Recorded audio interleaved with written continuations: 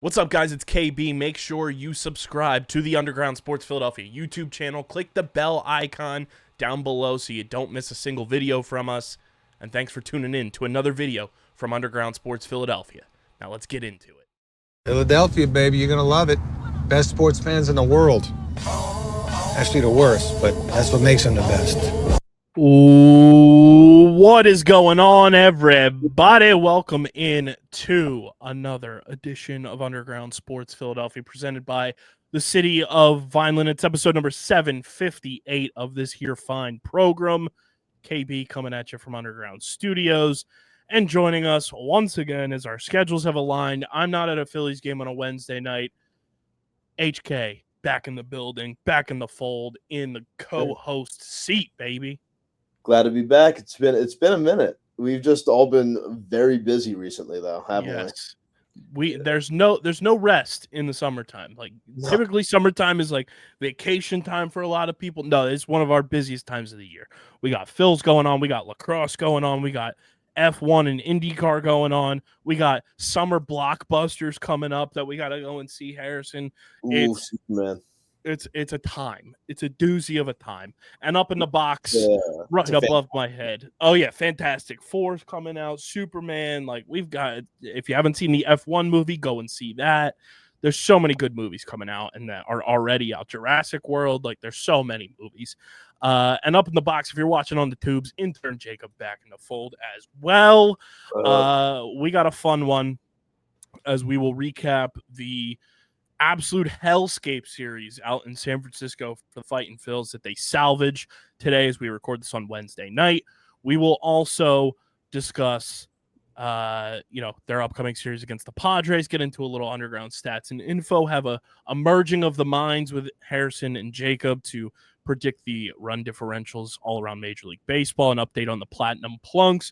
Plus, we have an amazing conversation on this episode that I've been teasing for a little bit. The man, the myth, the legend, 5-time recurring guest now. He is the most recurring guest in Underground Sports Philadelphia history, meaning this show, not the network per se, but this program in particular.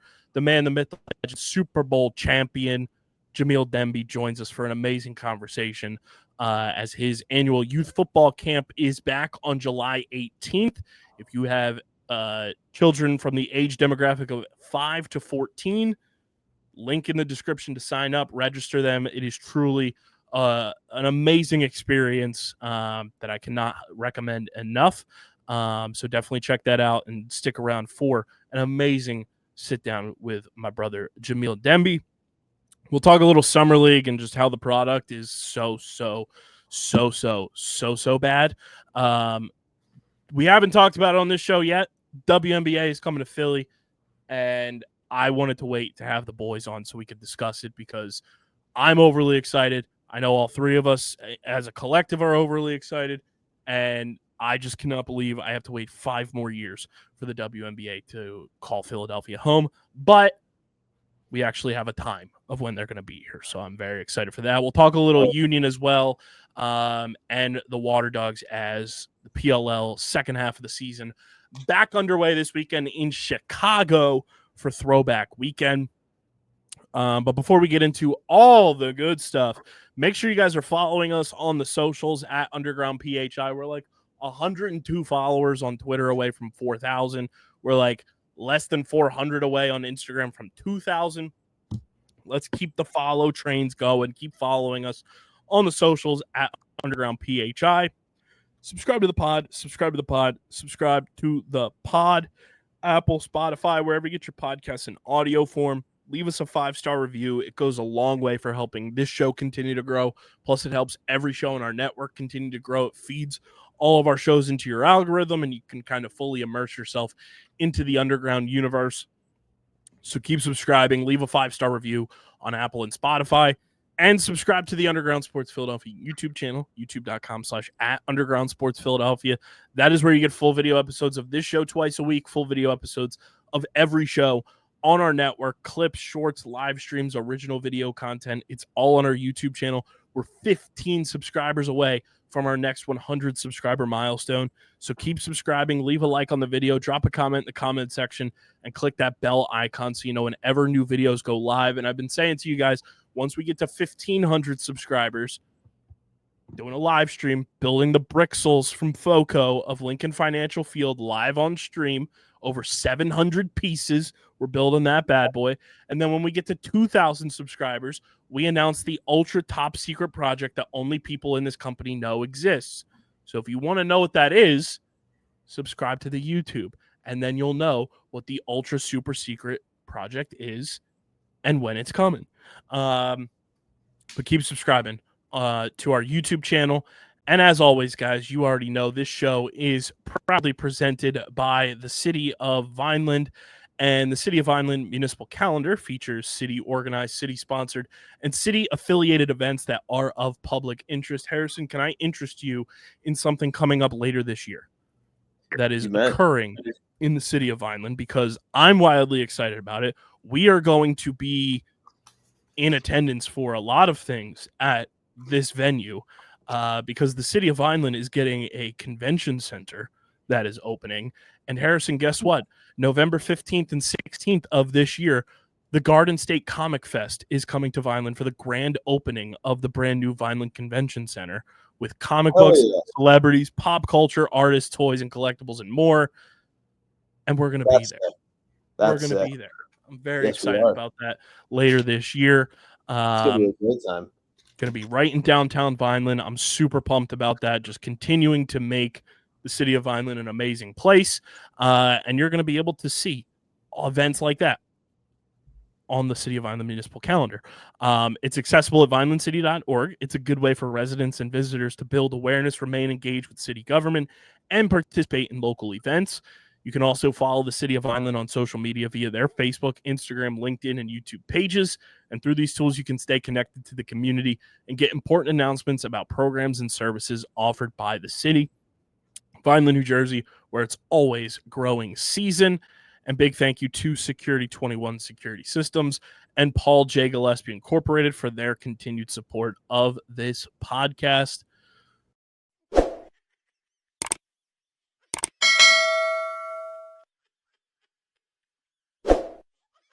At the Vineland Municipal Utilities, we understand that when our business community thrives, we all win. As a not-for-profit utility, our reliability, lower cost of operations, and flexibility in meeting customer needs make doing business in Vineland beneficial to your bottom line. What's more, we are able to do so while maintaining our commitment to environmental stewardship. We look forward to helping you achieve your business goals now and for years to come. Vineland, New Jersey, where it's always growing season.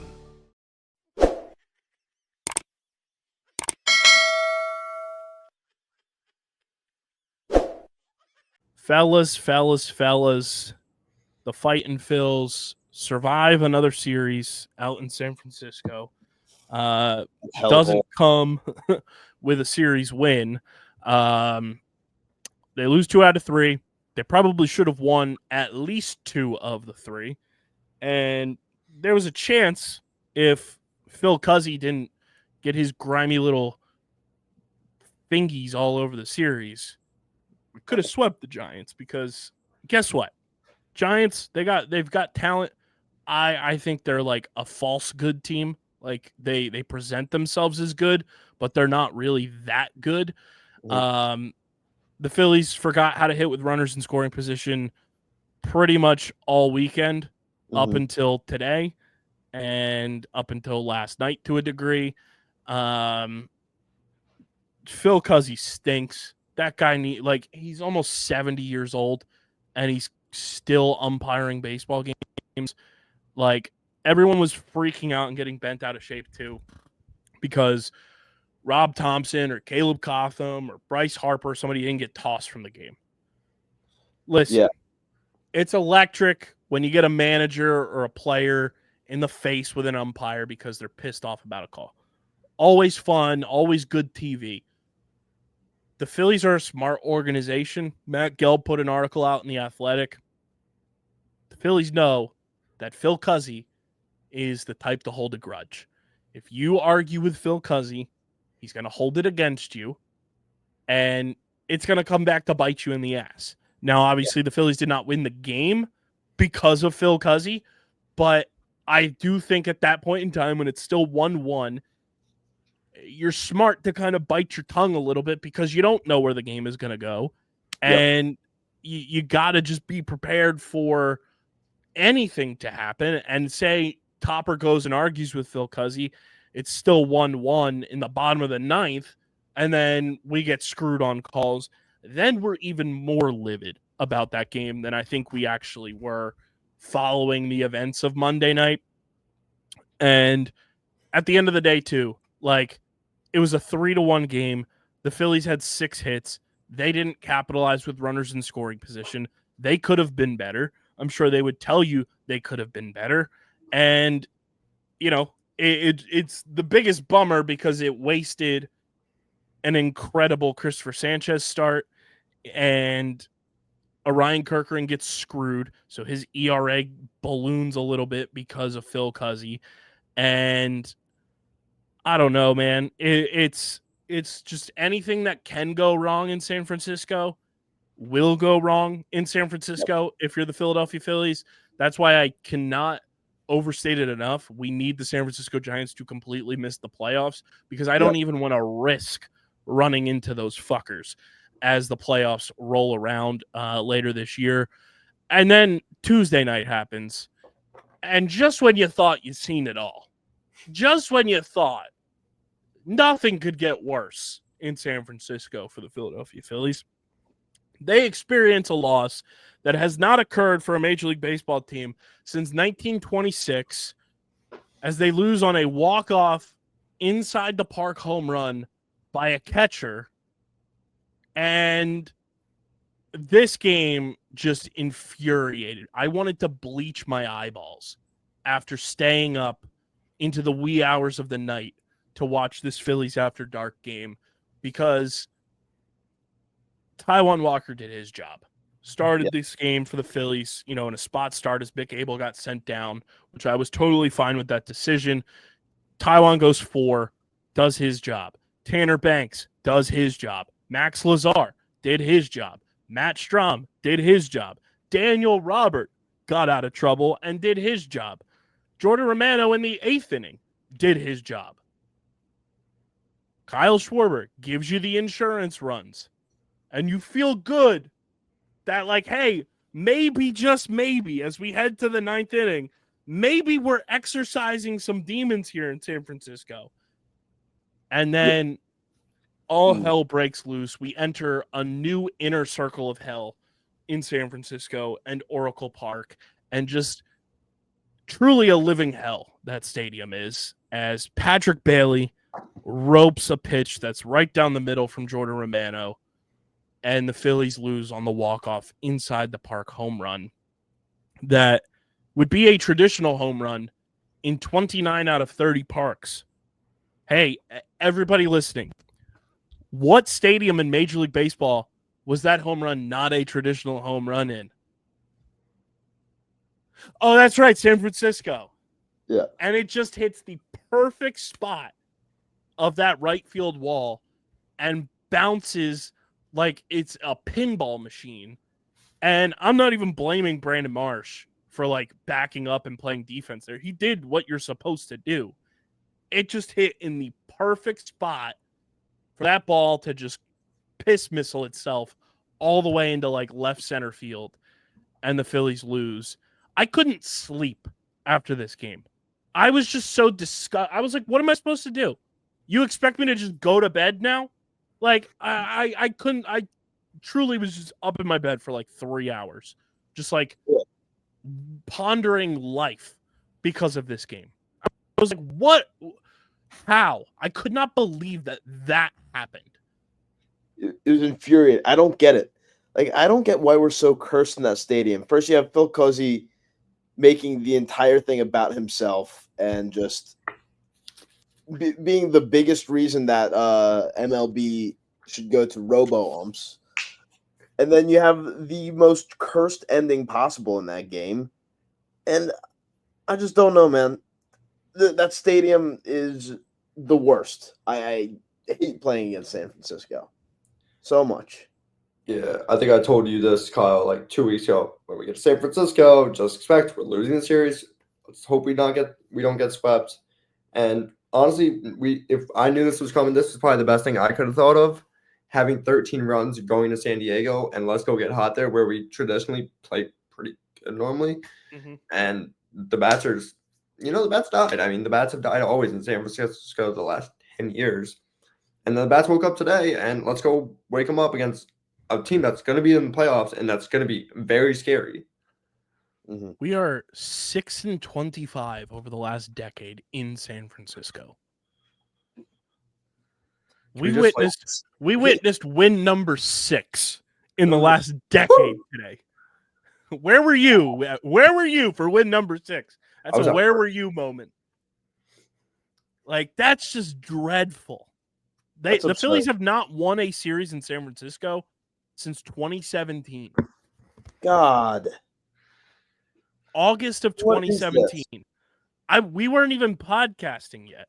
I was 12 years old. I was in middle school. Like, that's the last time they won a series in San Francisco. It's crazy. It's crazy. It makes no sense. Oh my God. I hate that so much. Who was the Yeah, that was the 66 and 96 Philadelphia Phillies managed by Pete McCannon. Oh my God. Who? That team was the one that got the job done, that featured the likes of Cameron Rupp, Tommy Joseph, Cesar Hernandez, Freddie Galvis, who recently retired. Shout out to the boy. Yeah. Maikel Franco, who's still roping home runs in Japan. Aaron Altair, Odubel Herrera, Nick Williams, Michael Saunders was on that team. Okay. Michael Saunders, Daniel Nava, Rhys Hoskins rookie year. That was like week 2 of Rhys Hoskins' MLB career. Andrew Knapp, Howie Kendrick was still playing and was on this Phillies team. Wow. Andres Blanco, Jorge Alfaro, Ty Kelly was on this team. Wow. Brock Stassi was on this Phillies team. Those are some names right there. Those are some names. Like, just an insane circumstance that's the last time the Phillies won a series in San Francisco. Immaculate Grid legends on that list. Ugh. Yeah. But they salvaged the series, like you mentioned, Jacob. And today, as we record this on Wednesday, they win 13-0. Amazing for the score differential.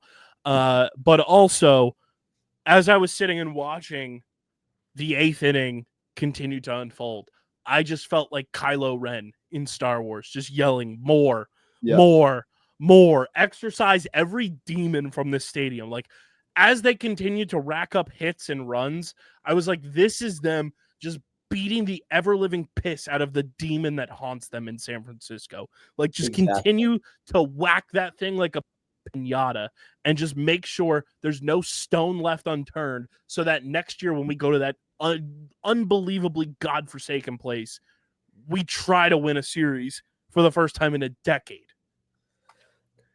Thank God we don't have to go there until next year again, honestly. Let's hope not the postseason. Not the postseason. Anything but anyone the but postseason. them. 17 hits in this game, 13 runs. San Francisco, 3 errors in this game. The big development, Bryce Harper finally looked like Bryce Harper again for the first time since coming off the injured list. As time has gone on up until today, and I've watched Bryce Harper at bats since he came back off the injured list, I'm just like, my brother in Christ, why did you come off the injured list?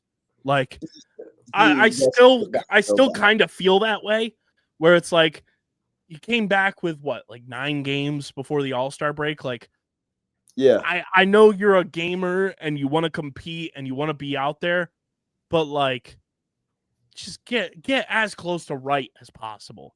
Yeah. He looked as close to right as possible today.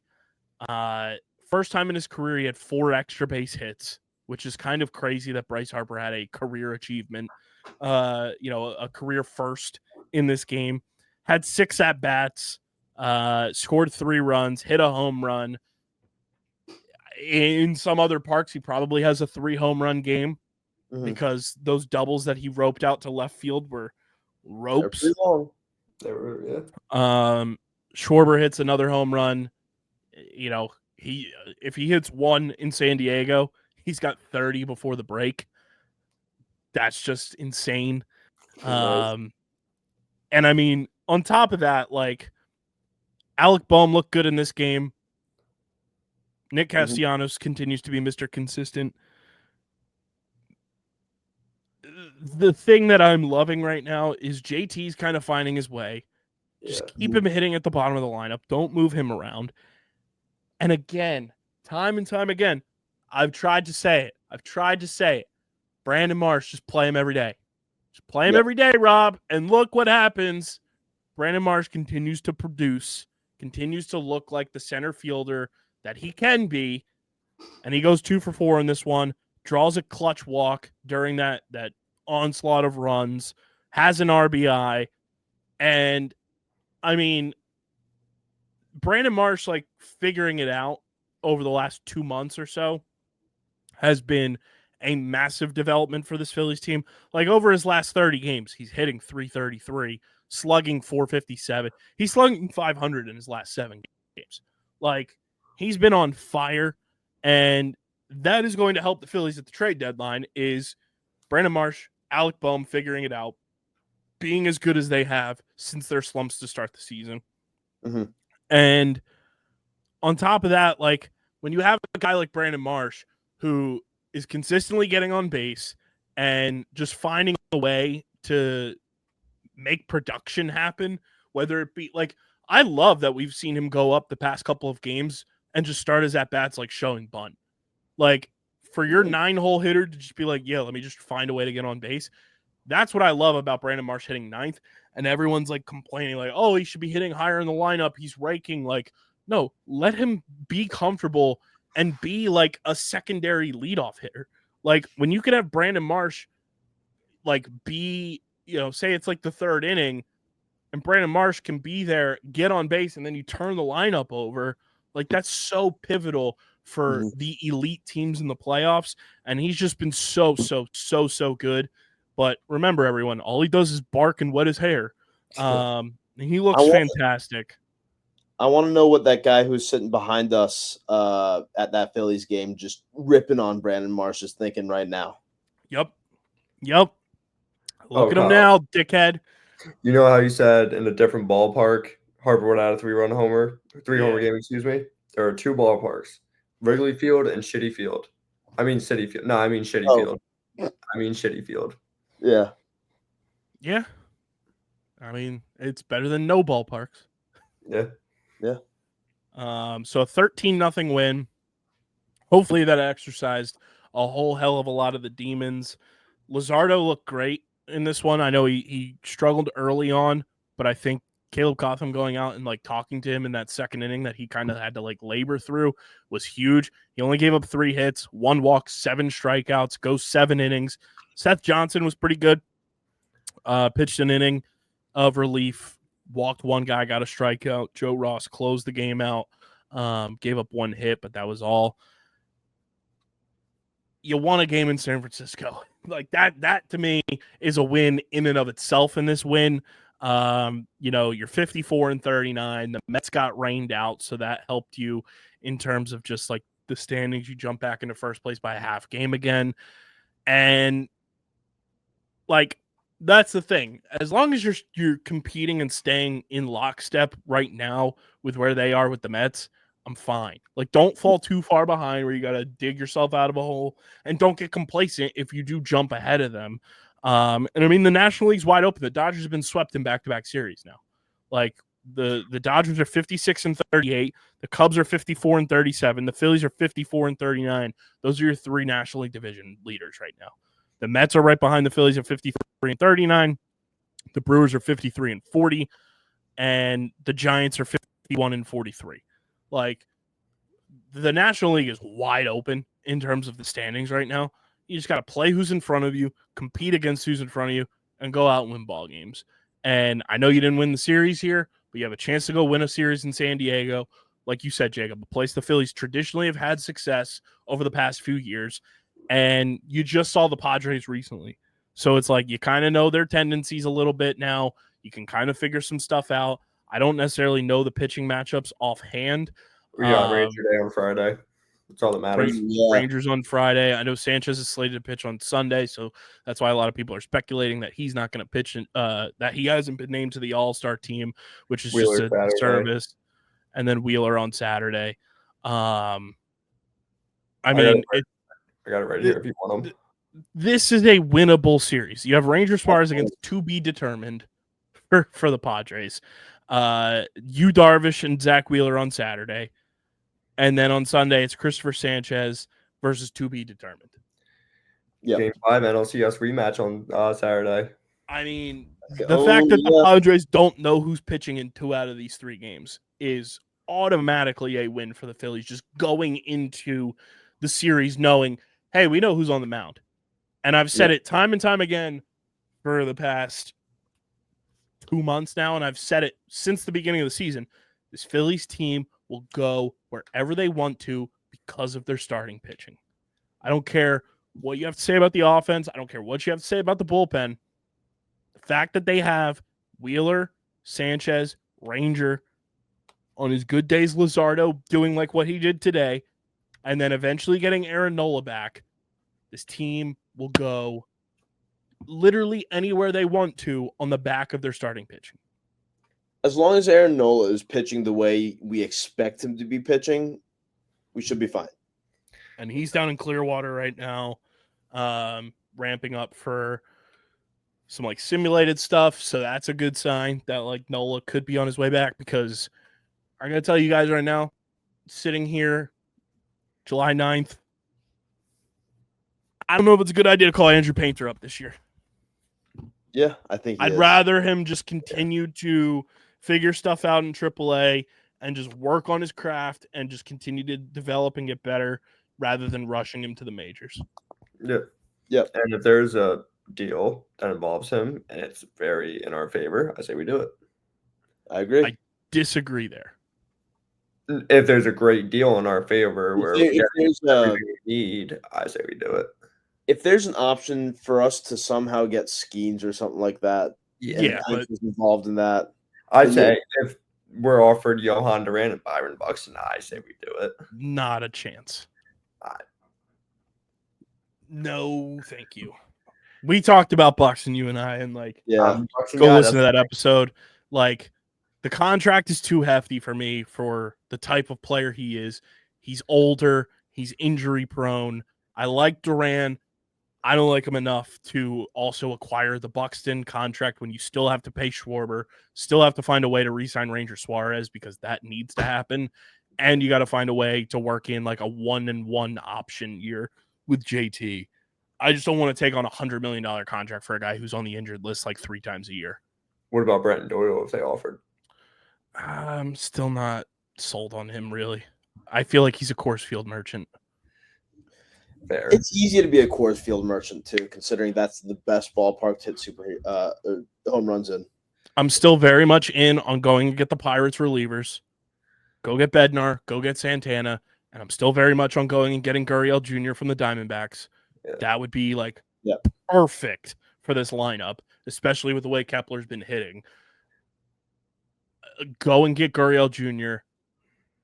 Otto Kemp has been everything and then some you could have asked from him. Like, he's going to be on this playoff roster. He can play multiple positions. That fills a hole for you. And Mundo Sosa's on this roster. You'll have Marchand because you need a backup catcher. And like, then you have Rojas, you have Kepler, and then you bring in Gurriel.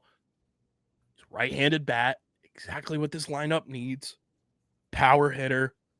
You need defense later. You put Marsh in left. You put Kepler in left. Rojas in center. It makes too much sense to not go and do, especially when the Diamondbacks are 4.5 games behind the Padres, who are 5.5 games behind the Dodgers. Mm-hmm. Like, those guys need to be sellers. I truly want Gurriel on this team. I want both the Pirates relievers. That would be like the slam dunk trade deadline from Dave Dombrowski for me. Not that I'm like looking too far ahead into the future with the trade deadline, although it is upcoming, but like still a couple games to be played. You don't know what's going to happen coming out of the All-Star break. Still a lot of options on the table. I do love that there's a report out there that the Phillies are scouting Dennis Santana. That makes me happy. That makes me giddy in my loins because that dude's a gamer and would be so perfect for this bullpen. And then we've mentioned it, all three of us. When Alvarado comes back, you just pitch him into the ground because he's not going to be available for the postseason. So you let him just pitch whenever, and that's just another arm for the stretch run of this season that you'll have, which is basically a trade deadline acquisition for the remainder of the regular season. Yeah. Just let the team cook right now. It seems like this was a good win today to get us back in the direction we need to go in. Yeah. And we just got really unlucky for the first two games of the series. It's going to help us really get into our stride, though, is just beating the living dog piss out of the Padres. Yeah. I heard that's what's in. I think that is in. Did they also tell you, let's go, Goose? Someone posted the full cut of that video when we were playing the Padres at Citizens Bank Park. It's one of the hardest videos I've ever had to watch in my life. Yeah. But I have to watch it every single time. It's like the car on fire when you're driving on the highway, and it's just like, oh my God. It's so bad, it's beautiful. Yeah. I want to know what was going through this guy's head when he made the video. Like, let's get all my boys together. They're gonna stand behind me. The fact that they're like late 50s, early 60s presenting makes it that much better. Like typically those videos that go viral of fans singing and everything, it's like some kid that's like in their mid 20s, like thinking they can be like a new era, like TikTok, SoundCloud rapper or artist, and even theirs are bad. This was just memeable. Dads being dudes. Yeah. And it was so perfect. And then breaking news, San Diego, go fuck yourself. Yeah. Quote. That was a quote. You still have one? Quote from Anchorman. I still really just want to know because he was rapping to no beat. There was no beat. And then he's just got like the most awkward backup dancing friends. Yeah. Ever. He's holding up a flag. That's it. It's so good. It's so good. I love when we play the Padres because everyone just posts that video, and I'm just like, that and the Ron Burgundy. What are the? It's just so amazing. It's just so perfect. We're really the Padres' daddy. We are. We really We're the are. Padres. Padres, exactly. No, the sign I saw for the NLCS was she calls you Padres, she calls us daddy. Yeah. No, that video literally was straight out of The Office. Literally, it was so amazing. But yeah, the Phillies have the Padres upcoming to close out the first half of the season. I mentioned it on Monday's episode. Wheeler and Schwarber are going to Atlanta for the All-Star game. Remains to be seen if Ranger Suarez will be joining them. I'm stunned that Trey Turner is not an All-Star. I understood Ranger not getting it initially because I feel like they were just holding that, like, doesn't have the innings pitched. Fine, whatever. I'm also stunned that Christopher Sanchez deserves to be an All-Star more this year than he did last year. Not saying he wasn't deserving last year, but he's even better this year, and he's not an All-Star. It just blows my mind, the amount of snubs that occurred, like Seiya Suzuki not being an All-Star. There's a number of guys that it's mind-numbingly insane, and I've gone on a whole tirade. On Monday's episode, I went on a tirade on OTB last week about All-Star voting and how it needs to be fixed, and it cannot just be in the hands of the fans because All-Star selections are held in such a prestigious part of an athlete's career that we look back on to determine whether or not they were an elite caliber player. It determines contract situations. It determines bonuses. And the fact that that is left in the hands of fans every single year is crazy to me. Yes. And there needs to be a sports-wide fix to all-star voting. I definitely agree. Um, There should be a board like there is for the Hall of Fame. I said it needs to be a pie chart. You can do partial fan vote. You should have a player vote. You should have a media vote. And then you should have your coaches and your GMs vote. Then you have a whole pie to pull from. If there's ties one way or another, you kind of see where things fall. And then it's not just fans, stuffing a ballot for an entire starting nine of the Chicago Cubs or the Kansas City Royals or the Dodgers or the Yankees and just having the most asinine all-star starting nines we've ever seen. Fix all-star voting and things will be a lot better. But before we keep it pushing, tip of the cap time from our friends at 47. We love 47. They are truly the best hats in the game. I'm rocking the City Connect John right now. That is nice little wool action that matches this Union kit perfectly. I'm always rocking 47. It's truly the best hat brand in the game. I picked up this number recently, a nice little 90s fanatic type situation. 47 is the most comfortable hat in the game. And guess what, guys? They just launched the sickest collaboration I've ever seen with my own two eyes. All 5 styles available on their website now. 47, Major League Baseball, Carhartt. Check it out. Available on their site now in all 5 styles of hat. Truly, you want to talk about collabs of the century. It's 47 and Carhartt. Use our link in the description. Shop with our friends at 47. And when you create an account on their website, join the 47 family, you get free shipping on all orders with our friends at 47. Again, use our link in the description to shop with 47. And when you go to checkout, you get free shipping when you join the 47 family. And we thank 47 for being a proud partner of Underground Sports Philadelphia. Are we ready to play a game, boys? It's time for some stats and info? I think it's time to play a game. But my tip of the cap goes to the Phillies for absolutely racking up 13 runs on the San Francisco Giants, exercising some demons. Tip of the cap to Bryce Harper in particular for being back. And hopefully it's the start of a Bryce Harper hot streak as we head into the All-Star break. But let's play a little run differential game around the NL East and Major League Baseball. If you're new to the program, Harrison and Jacob use their minds collectively to determine what the run differentials are around the NL East and with the Colorado Rockies because they are on a historic pace to be just absolutely terrible. And then we look at the run differentials across Major League Baseball because I truly believe run differentials tell the tale of your season, whether or not you're good, bad, or you're just a weird-ass team. So we will start with the 54-39 first place Philadelphia Phillies. Boys, would you like their runs scored or runs against? Runs scored. They have scored 430 runs. That is the most in the National League East. Feeling... Oh, God, it's been so long. I forget what it was last time. I'm going to say plus 47. I was going to say plus like 60. Let's shoot the gap and say plus 57. All right. Still in the ballpark. Plus 65. Ah, damn, you were closer. That 13-0 shit pumping of the Giants helped out the run differential a ton.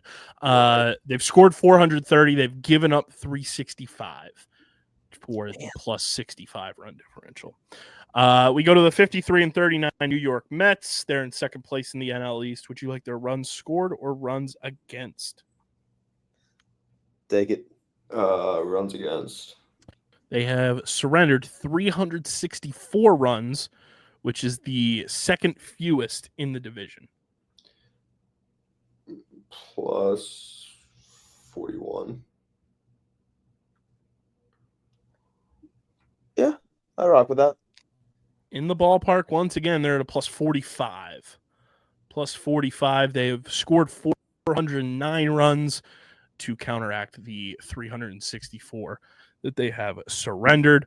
We go to the third place, Miami Marlins, who are 42 and 48. Marlins are in third? Hottest road team in Major League Baseball. They are 7-3 in their last 10. Would you like their runs scored or runs against? Runs against. They have surrendered 444 runs. They're on Wendy's mode. That is the second most in the division. Okay. I don't know. You feeling positive or negative here, Jacob? I still think it's negative. They don't score a lot of runs. Yeah. Yeah, I will give you a hint. The remainder of the division is negative. Okay. I feel like it's not too negative though. I'm gonna say like negative 21. I'm feeling like more 40s. 40s? Yeah, they don't score that much, just they win games off right. Yeah. I'm saying like minus 48 games. Let's go minus 44. All right, I like that. A little bit outside the park. They are a minus 57. Oh, damn. Minus 57. They have surrendered 444, but they've only scored 387 for that minus 57 number. We go to the fourth place, 39 and 51 Atlanta Braves. 2-8 in their last 10. They've lost 5 in a row. Would you like their runs scored or runs against? Runs against because they have Spencer Strider. They have surrendered 363 runs, which is the fewest in the National League East. Minus 9. I like that. In the ballpark, they're a minus 5. Ooh. Minus 5. They've scored 358, which is the fewest in the division, and they have surrendered that 363 number, which is also the fewest in the division. Then we go to the last place, who just fired their manager and general manager, Washington Nationals, who are 37 and 54. Losers of 4 in a row. Would you like their runs scored or runs against? Against. They have surrendered 487 runs, the most in the National League East. I'm going to say like a minus 82.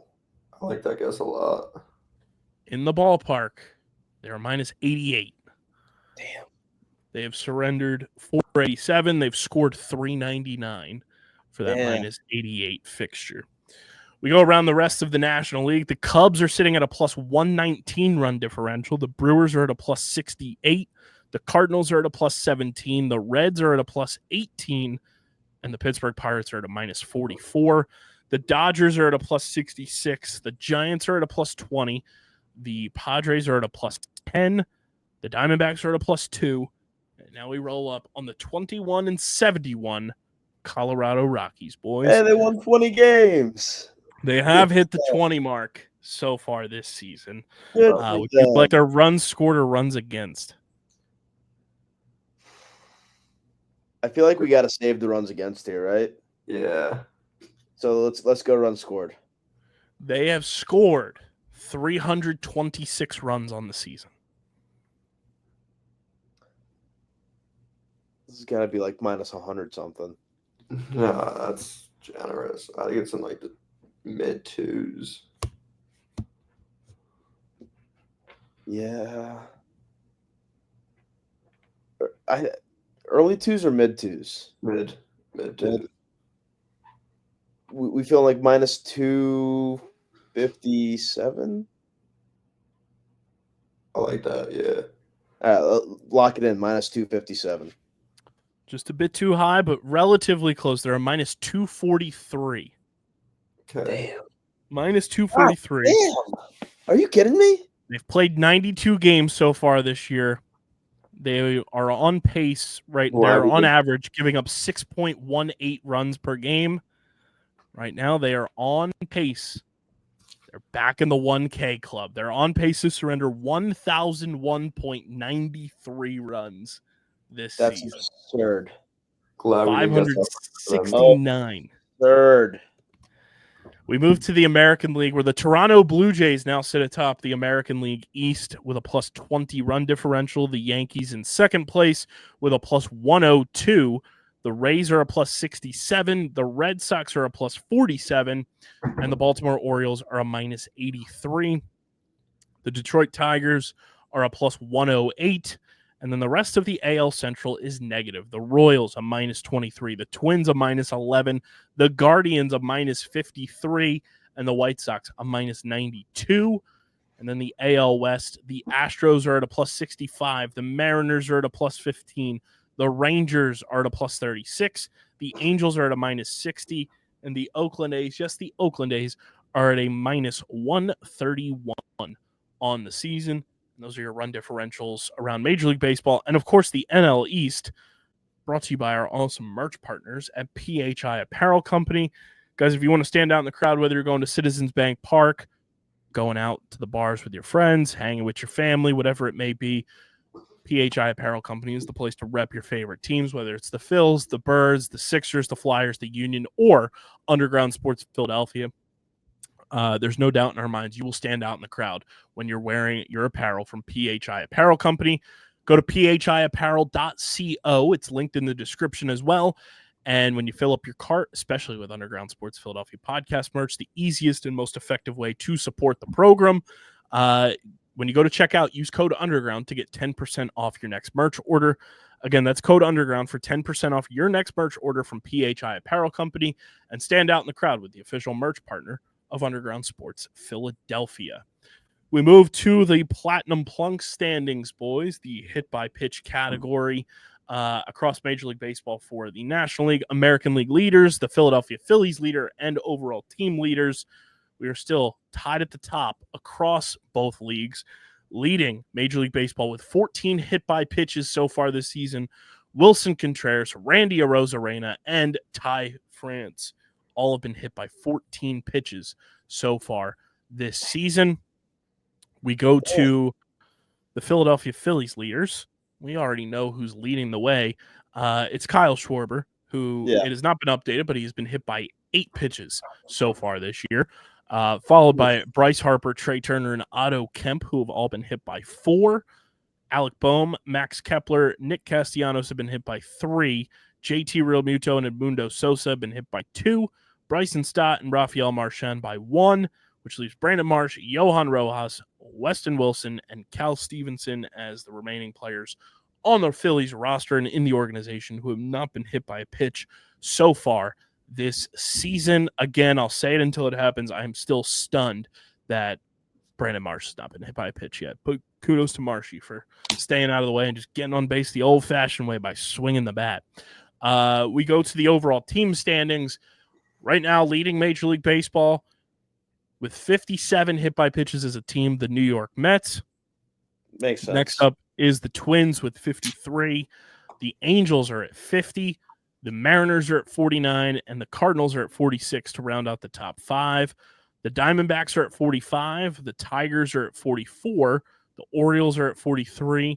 The Red Sox and Astros are both tied with 42.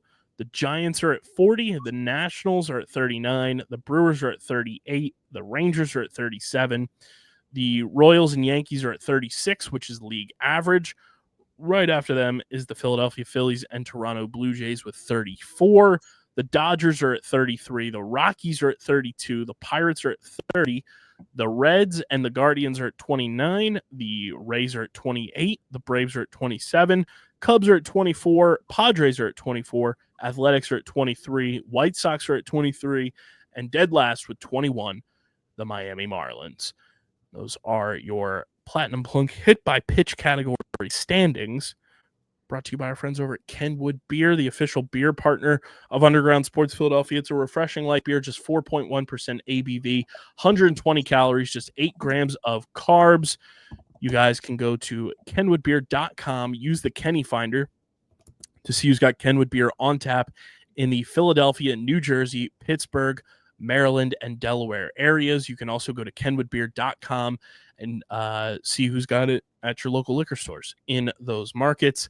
Again, that's kenwoodbeer.com. Must be 21 or older to do so. And of course, please drink responsibly. I showed this to Steve during the ad read on Getting the Hole this week, boys, but I got to send this to you and for Harrison in particular. I don't know if you've ever seen these, the Icarus Cup that happens in Philadelphia with the club soccer teams and everything. Mm-hmm. Kenwood has these jerseys from Icarus that are just to die for. Oh. And I just sent the link for last year's. I'm pulling up the photos for this year's because they're just absolute beauties, and I can't wait for them to go on sale. But last year's, I absolutely have to cop it because it's amazing. Pulling up, here we go. Yeah, that's last year's. Absolute beauty of a kit. And then I'm sending the 2 pictures of this year's that they cooked up that are unbelievable, and I absolutely need all 3. I need all 3. Oh, those are amazing. They're so fire. Amazing. So yeah, check out our friends at Kenwood Beer. While we are on the topic of baseball, before we kick it to our awesome interview with the man, the myth, the legend, Jamil Demby, this coming Monday, July 14th, it's one of our favorite days of the year here at Underground Sports Philadelphia. It's Derby Day. Moonshot Mania returns. Our annual live stream as we watch along and just watch Major League Baseball players hit moonshots all night long. We'll be live on our YouTube channel featuring myself, DJ, Stephen McAvoy, Pat Pitts, Jacob. I assume you'll be around as well on Monday night. Be around after 7:30. Perfect. The Derby starts at 8. Amen, brother. We're locked in. Let me double check to make sure, but I think I will be available on Monday. And we'll have HK in the building potentially for the Derby stream. It's truly one of my favorite live streams that we do every single year. It has one of the most iconic moments ever of DJ just witnessing Pat Pitts biting into a Baconator, and Pitts' reaction was just incredible. Jacob, it's going to be your first Pat Pitts interaction. And guess what? You're getting a double dose of Pat Pitts because next Wednesday when we record for next Thursday's show, Pat Pitts will be joining us on the program as well to talk a little wrestling and absolutely fry Jacob's brain with what he spews. It's going to be incredible. I can't wait. But yes, our YouTube channel, Monday night, Home Run Derby. Like I said, myself, Stevie Mac, Jacob's going to be there. Pat Pitts, DJ, and now potentially HK. Not potentially. I will be there. He's locked in, ladies and gentlemen. He's locked in. Let's go. We're ready to rock and roll. And then joining us after he finishes recording a show that he does on Mondays, the man, the myth, the legend, Hoots from OTB will also be joining us. So we're going to have a full roster ready to rock and roll for the Home Run Derby. It's going to be so much fun. Tune in on our YouTube channel. You don't want to miss it because the moments that will come from this live stream are going to be second to none. Very excited about it. Moonshot Mania, Monday night, 8 p.m. on our YouTube. Tune in. Be a friend, tell a friend. We'll have a promotional graphic going out with all of our beautiful faces on it in the very near future. But a better picture of me, Kyle, please. Hey, send me a better one, and I got you. Don't worry. Let's kick it to our awesome conversation with the homie, 5-time recurring guest, Super Bowl champion, Vineland High School Athletic Department Hall of Famer, key to the City of Vineland recipient, Jamil Demby, as his youth football camp is coming back once again, the annual Jamil Demby football camp for kids between the ages of 5 and 14. If you want to register your child for the event, it's linked in the description. Sign up. Everything is free, and you're getting true, amazing experience and training from a Super Bowl champion and his amazing people that are in his inner circle. I'm bummed I won't be able to be there this year because I'll be in Fairfield for PLL, but genuinely, I can't recommend going enough. So sign your children up. It's linked in the description. And our interview with Jamil is brought to you by our awesome pals over at Ritas in Sewell. We love Ritas. Guys, I got to tell you, I went and did it. We've been talking about it, Jacob. That orange cream custard is here, right? Okay. Orange cream custard is at Ritas now. Harrison, it's basically like the stuff that you find on the boardwalk. And I went and pulled the trigger. I got a gelati with the orange cream custard, mango Italian ice, and it is a tropical sensation like no other. Amazing combination. Cannot recommend it enough. Visit our friends at Ritas in Sewell, 288 Egg Harbor Road in Sewell, New Jersey. Tell them that Underground Sports Philadelphia sent you. They are the place to go to cool down in this hot, hot summer heat all season long. You can go to RitasIce.com as well to check out their entire catalog of flavors, plus all the nutritional facts for your favorite treats.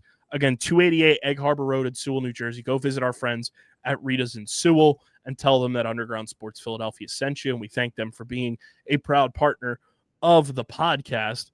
And now, without any further ado, let's kick it to Jamil Demby.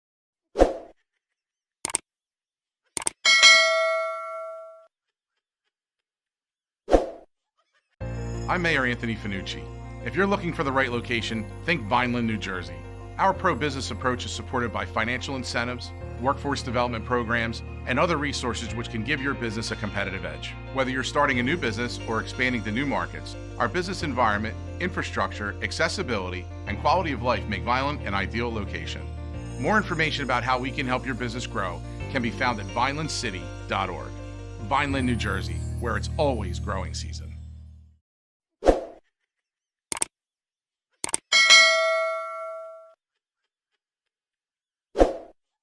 All right, everybody, we now have a very, very, very, very special guest. I want to say he is the most recurring guest in show history, one of, if not our first guests in show history, and that is the man, the myth, the legend, now a Vineland High School Hall of Famer for the athletic department, a Super Bowl champion, one-time XFL player, and one of my dear, dear friends, Jamil Demby.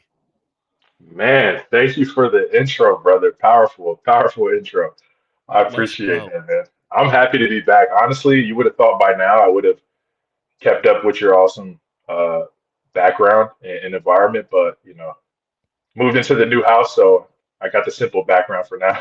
Yeah, But exactly. Keep it light. always great, man, to hop back on the show, man. Obviously, it's a reason that I always hop on, and obviously, it's a reason that now we have not only a guest to podcast relationship, but real deal homie. So always a pleasure, man.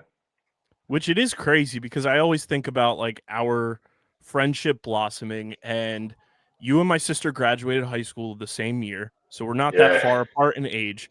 But it's so weird to me that like I feel like we were those type of people in high school that knew one another existed, but never really knew one another at the time. And then post high school, we've just blossomed into this like brotherhood type relationship. And it's so funny to look back and be like, how the heck did we never like cross paths fully when we were under the same roof at Vineland High School? Bro, I know it's wild, but the thing is like everything happens for a reason, I guess, because the thing is, we were always connected, even when I believe you played lacrosse with my cousin Felix, I believe. So Dom did. Dom. Yeah, and just like, bro, we were still connected in circles. Even with Dom, I played JV. I played basketball with him. He was on varsity. I was on JV. Like, we were always connected in friend groups. Like, bro, it's wild. But it's so hey, wild. everything happens for a reason. It was just a precursor or preview to, I guess, what was to come, which is exactly. now. So. A simple slide into the Twitter DMs to be like, hey, do you want to come on the show and plug your NFL journey progress as you're going to the combine? Heck yeah, man. Hey, it was cool, bro, because honestly, the thing is like, bro, what you've blossomed into now with underground sports and just all the different areas you're tapped into and getting plugged into, like, bro, it was easy. It was like, yo, this is cool. Even my boy Brandon was like, yo, I checked them out. Like when after the interview, was like, yo, I checked them out. Their, social media presence is cool, like what they're doing. And obviously knowing you at the time as well, he was like, yo, that's dope. So I mean, that was the easy part. But obviously, you being from Violent, bro, I'm gonna always hold it down. So, you know. And I think that's the cool part about how we like move and operate in anything that you and I tackle is like at the end of the day, like we're all about giving back to the place that like brought us up. Facts, bro. That's 100%. That's what it's all about. That's truly all I cared about. That's the only reason why any of those accolades that you spoke of, bro, it exists because I just was this, you know, big chubby kid that had aspirations of like, hey, I would Google like, hey, what NFL player is from or famous person is from Violent? And sometimes I wouldn't see as much, and I almost thought it was like impossible. And I was like, you know what? Like, I I don't think it's impossible. Like it is possible, and I want to show people from Violent, even growing up within the sports. You know, in high school, even my midget league growing up, it was like, hey, you can't do this because if you go to Violent High School, or you can't make it out of Violent because of this. And I'm like, that can't be. That can't be the case. So I'm gonna do everything in my power to do so. And I just thank God that He turned this chubby, lazy kid addicted to video games, you know, into one day going to the University of Maine and end up getting a shot to play in the NFL. And just how could I not, you know, get back to my town and just, you know, show love. So it's crazy, man, honestly. And I love that you brought that up too, because I do get that all the time, and I hear a lot of like parents now and a lot of kids now. It's like, oh, you went to Vineland, you go to Vineland. It's like, I think I turned out pretty okay for a kid who went Yeah, through the Vineland public school system. My sister did the facts. same thing. You did the same thing. We have many, many, many mutuals who did the same thing, and we all turned out pretty okay, if I had to say so myself, for like putting it very basically. Exactly, bro. Yeah, 100%. I mean, and think about it. The beauty of it, which makes me happy as well, is the people that we see that come after us that are doing great things and getting notoriety. Not just our, you know, well-known athletes in South Jersey like the Isaiah Pacheco's, Tareem Powell, but like there's people that are doing amazing things in the community. Even you know, working within NASA, there's just crazy stories of people that are doing awesome things that come from Vine. It's like, hey, that's the beauty in it. That's what I love to see because that's why I devoted my part, partly most of my life to like show, hey, Violent is somewhere where you can be proud to come from. So yeah, man, I 100% agree with you on that. Look And at I us, mean, look at us now. I didn't even mention one of your accolades. You got the key to the city as well. Like you're in Yeah, the like pantheon of like very few people who can unlock every door in the city of Vineland. I know, man. It's honestly it. What the thing is, like honestly, bro, I there's things that and I hate to admit it, there's just certain things that I forget about. Like it's not that I completely forget, but it's just like there's events that has happened. Like this year, uh being announced to the Hall of Fame, Violent, getting the key to the city that was, you know, almost 3 years ago now, which is wild. But it's just like sometimes when you're just going through life with that purpose to help others, to serve others, you kind of forget about your own accolades. And that's why I'm thankful to, you know, having people around me that kind of just, you know, remind me, hey, you know, you might be tripping a little bit. You remember when this happened, or you told me, hey, we remember we were at the Hall of Fame earlier this year, and I was like, oh my gosh, I almost kind of forgot about that event. But yeah, bro, it's you know, sometimes it's crazy, but I'm just beyond blessed. So I try to use my influence in the best way possible. Try to steward it well. So yeah. And I think you and I are like those type of people too, that like we have so much going on all at once Nice. that like it's not even that we forget, it's like we just lose track of like, oh, that happened this year, that happened last Yeah, week. Like we're just bro. going, and so much racks up that like you turn around and it's like, oh, the rafters are pretty full with a lot of banners hanging down. Yeah, bro. I mean, that's what I told you. The like, bro, it was like probably a couple weeks ago when I went back and I went on like a liking spree on your IG and I think a little bit on TikTok too, because it's like there was a time where I was taking a break off social media, and I'm like, bro, this man has done so much in the past couple months. Like, bro, this dude is at all these crazy events and tapping in and being in the same rooms with all these different people that it's just like, bro, you kind of, yeah, you can miss it in a blink of an eye, but yeah, bro, it's true. Sometimes you gotta also take a step back and kind of like, enjoy the fruits of the labor, but it's kind of hard when you're always, working towards something. But yeah, 100%. I mean, you're back at it again. Like the Jamil Demby free youth football yeah, camp back again. Big part of why you're on the show, but like we're also just catching up. It's boys being no, boys. 100%. Yes, But I sir. mean,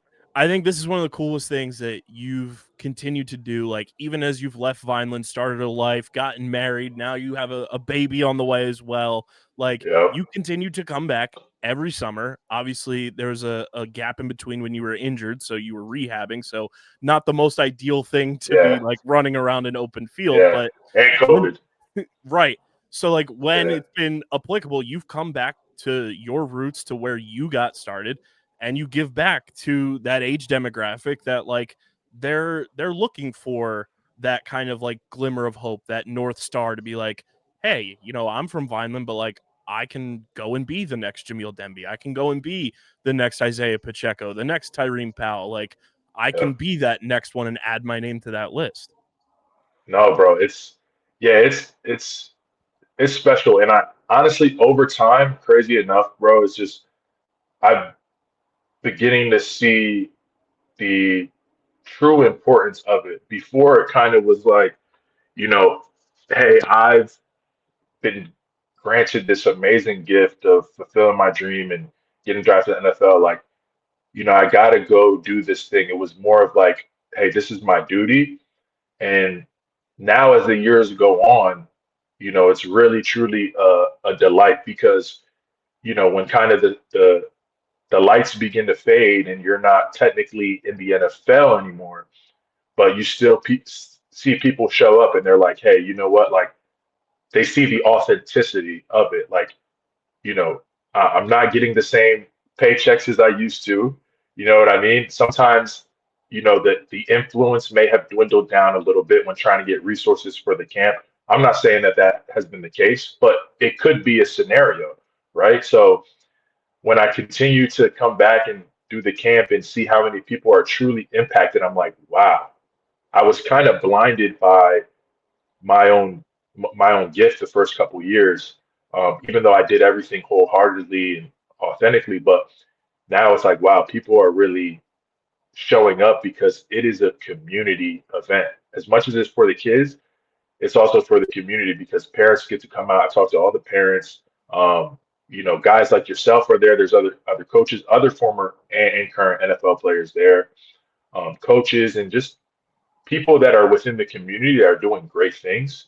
And they all get to connect. And a lot of people get to give back to the community in some way, just by being a part of the camp. So honestly, doing this, it has broadened my perspective on a lot of things. So, you know, I'm going to do everything in my power every year to keep trying to, bring it back and, keep trying to make an impact with it. So I love doing it, man. Yeah, I mean, like you said, like it's become a community event. Like even just last year, like seeing it back in full swing and how many people were at, in the grand scheme of things, that tiny field where like, Yeah. it has a decent capacity, but that place was packed to the gills with parents, with volunteers, with high school players coming out and donating their time and wanting Yep. to be a part of something special. And then obviously your whole inner circle of friends, family, and everything being there to help as well. And just seeing the different generations too. Like you have, Oh yeah. your inner circle, which I've been fortunate enough to like get to know and be a part of. And then you see, like the Nate Offers come out, you see Dada come out, and you see just like Yep. different eras of like Vineland high school football too. And I think that is also such a telltale sign of like going to Vineland, where you may not have been in high school at the same time, or you may have been a freshman when somebody was a senior. But at the end of the day, like, those people still have respect for you. You have respect for them, and you were part of the same team, part of that same nucleus, and it just continues to grow even after your high school years are over. Yeah, bro. I think that's such a great point, man. That's why you do what you do, man. You come up with some great questions and points. But nah, bro, I think that's really good because I remember too when one of my homies was filming one year. I want to say it was going into the no, it was after the Super Bowl year, in 2022 when we had the camp. And my homie Marty was doing some filming, and the rooster came, and he was like, "Man, it was nostalgic to see the rooster, and it brought me back to my high school days." And yeah, bro, it goes back to that connection of the different generations, but also the people in the community that are doing great things. And in a sense, them being there and wanting to be a part of it, they also get highlighted in what they're doing. So it just brings it's not about truly bringing notoriety to my name. It's bringing notoriety truly to the community, honestly. So it just all the great things that people are doing, just like the guys that you mentioned. I mean, they are steppers in the community. They are doing a bunch of things within the community and positive influences. So, man, it's just awesome. And I'm so grateful because, like you said, there's people that continue to want to be a part of it, familiar faces, new faces, and man, it's just special when that can all come together like that. So, And I think, just your journey, like, I do think it's kind of crazy, like, how we connect. Like I said, like, I just slid in your Twitter DMs and you ended up on the yeah, show like a couple weeks later, and then we followed through. We did your first post-draft interview at the Double Eagle. Like,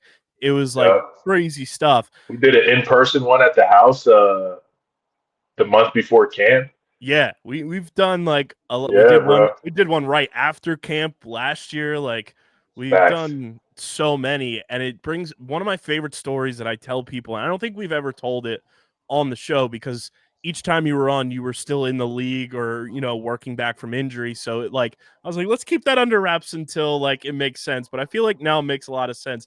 I don't know if you Yeah, remember this when you walked into your draft party. You saw us like setting up at the table, and you made eye contact with me. You hit me with like a shh, and you pulled down the one pair of sweatpants you had on, and underneath yeah. you had Eagles branded sweatpants on. Yo, wait, I do remember that. Yeah, because they were from my bro, they were from my local day workout I had with the Right. Eagles. So yeah, for just a little context for the people out there, if you're within a span of a certain mileage within your respectable professional team's vicinity, you can get invited to a local day, which is much more, if you're a prospect, it's much more easier to get, to a local day because you're obviously a local prospect. So I actually got some Eagles shorts from there. And I also had some Eagles gear from one of my big homies, Bruce Johnson, who got a shot with the Eagles, who played at the University of Maine too. So yeah, bro, I had to let people know, like, bro, I don't forget my roots, man. I was an Eagles fan through and through growing up. And right now I still show love to the Eagles. It kind of brings me back to my days when, I used to watch the games on the couch with my dad, him going crazy, yelling and screaming at the TV back when Brian Dawkins and Brian Westbrook, D-Nav. So, bro, that's funny that you remember that, dude. No, It's one of the most like telling that, memories I have of like our friendship, and just being like, at the end of the day, he remembers where he came from. No matter what team uh, drafts him here today, he knows that it's always bang bang bird gang. facts, bro. It's always, bro, it's always Bird Gang. Yeah, man. Bro, once the Eagles fan, bro, I mean, always the Eagles fan. It's funny. There was one time, a funny story, like behind the scenes. I was with the Detroit Lions. This is when I had my random stint with them. Basically, in the league, we call it a cup of coffee. I was there for a couple months and then left. So I'm there, and I forget what team we were preparing for. and they were playing the Eagles. It might have been the Patriots. I don't know. We were preparing for a defense, and they were playing the Eagles, and Carson Wentz was the quarterback at the time. And I remember this game that Carson Wentz was getting torched by this defensive line. And one of the plays, we're in the film room. I don't know if it was a rookie meeting, because what dared me to even say this? Must have been too comfortable. But there was one play where Carson Wentz gets like smacked in the face mask or like hit really late. And I'm like, man, if that was Tom Brady, they would have gave him that penalty. I'm like, they don't give Carson Wentz anything. I'm like, and my old line coach literally says, Demby, you play for the Detroit Lions. You're not in Jersey being an Eagles fan. And I like slipped up, bro. Like it was so funny. It was so funny because they knew, I was from Jersey, and I don't know. They somehow knew. I guess I told them I used to be an Eagles fan because actually you knew one of the it was Coach, right? It was Coach Fraley. Coach Fraley, who used to be a center for the Eagles. When I told him where I was from, he was like, "Oh, did you grow up an Eagles fan being from South Jersey?" And I was like, "Yeah." And I told him that, my dad remembered him playing. He was the assistant line coach. So yeah, it was a rookie meeting. That's what dared me to say something stupid like that. And my passion for the Eagles still showed accidentally, but it never faded. Bro, it was hilarious, man, to say the least. I've always wanted to ask you this too. Like, once you got drafted by the Rams and everything, like, and you're, in that locker room, how, I guess for lack of a better term, how weird was it to kind of like leave your fandom behind and be like, yeah, I'm a part of like this new community now. I'm a part of this team now. Like I'm not necessarily a Rams fan, but I'm part of the Rams. So like, that's who I want to see succeed time and time again. Yeah, bro. It's really weird because even when I went to the Senior Bowl, like everywhere I would be, because it was a blessing and a curse because it gave me that chip on my shoulder. But everywhere I would be, I would always know, like, I would always have this thought that, like, yo, I don't even belong here. Like, I came from Violent. Everybody says you can't make it out of Violent. So I would still even see guys like when I saw Baker Mayfield, because I came from the University of Maine, a small college. And when he was in the huddle with me at the Senior Bowl, I was like, oh, snap, my dog Baker, like, he's in here. That's crazy. But then I had to remind myself, like, bro, you're here. Like, let's lock in. Like, and the same thing when I went to the Rams, it was like, bro, Todd Gurley, like, my cousin loves him. Like, he's a star running back. But then I have to remember, like, yo, I'm here to block for this guy. Like, lock in. Like, you're here for a reason. So after a while, when you start hanging out with the guys and doing, like, fellowship off the field during OTAs and, before camp, you start to understand, like, bro, it's just like college. We're just being paid a lot more money and a lot more things are on the line, and everybody's human here. So, and you got a job to do. You really don't have time. You start to learn, okay, I don't have time for that anymore. Like, I'm here with the big boys and it's time to play. It's time to rock out. So at first, other guys can feel it too. Like Todd, Andrew Whit, Jared Goff, all the big timers. Aaron Donald, he didn't really talk to me as much because he's a D lineman and trained Terminator. Nah, but literally, nah, he's cool. He's like a big kid sometimes, but no, after a while, you just kind of get used to it. It's just to business as usual, and you get so caught up in the mission and the goal of obviously keeping your job and helping helping an organization that has invested in you to help them win. You kind of just forget about that a little bit, but yeah. I think one of the coolest relationships that like I saw blossom from your time in the NFL was like how close you and Roger Saffold got. Yo, yeah. And like just that like almost like big brother, little brother dynamic where like he was the veteran, you were like the young rookie, and like it almost looked like from the outside looking in, he took you under his wing. What was it like, just getting to connect with somebody who for a long time in his NFL career was regarded as one of the top offensive linemen like going? Facts, bro. Yeah, man, it was a blessing to this day, man. Even at college level, high school level, and at the pro level, for some reason, man, I don't know what it was about me. I don't know if because I was coachable. I don't know what it is, but for some reason there was always like a big homie or a big bro or that always wanted to kind of put me on game and found a liking to me. Um, and it was just so wild that at the pro level it was Sappho because this guy, cool big guy, he's one of those fly cool big guys, bro. When I watched his tape, I'm like, this guy is a dog, and I was just obsessed with watching his game. Sometimes it was hard to emulate because I mean he's one of those linemen that's like a Tyron Smith, like he's like big muscles, lean, like he's kind of built like an action figure. So some things are hard to emulate, but um, it was powerful because there's a lot of days as a rookie, no matter who you are, first round pick, second round pick, third round pick. Like you have some tough days because you're getting adapted to the playbook, the speed. And on my tough days, he was always there to encourage me. And I'm like, man, this guy, as successful as he is, uh, established as he is giving me the confidence and taking the time out of his day to, man, that meant a lot. Now, we also had a connection of being in the same agency at the time. And one of his good friends actually went to the University of Maine.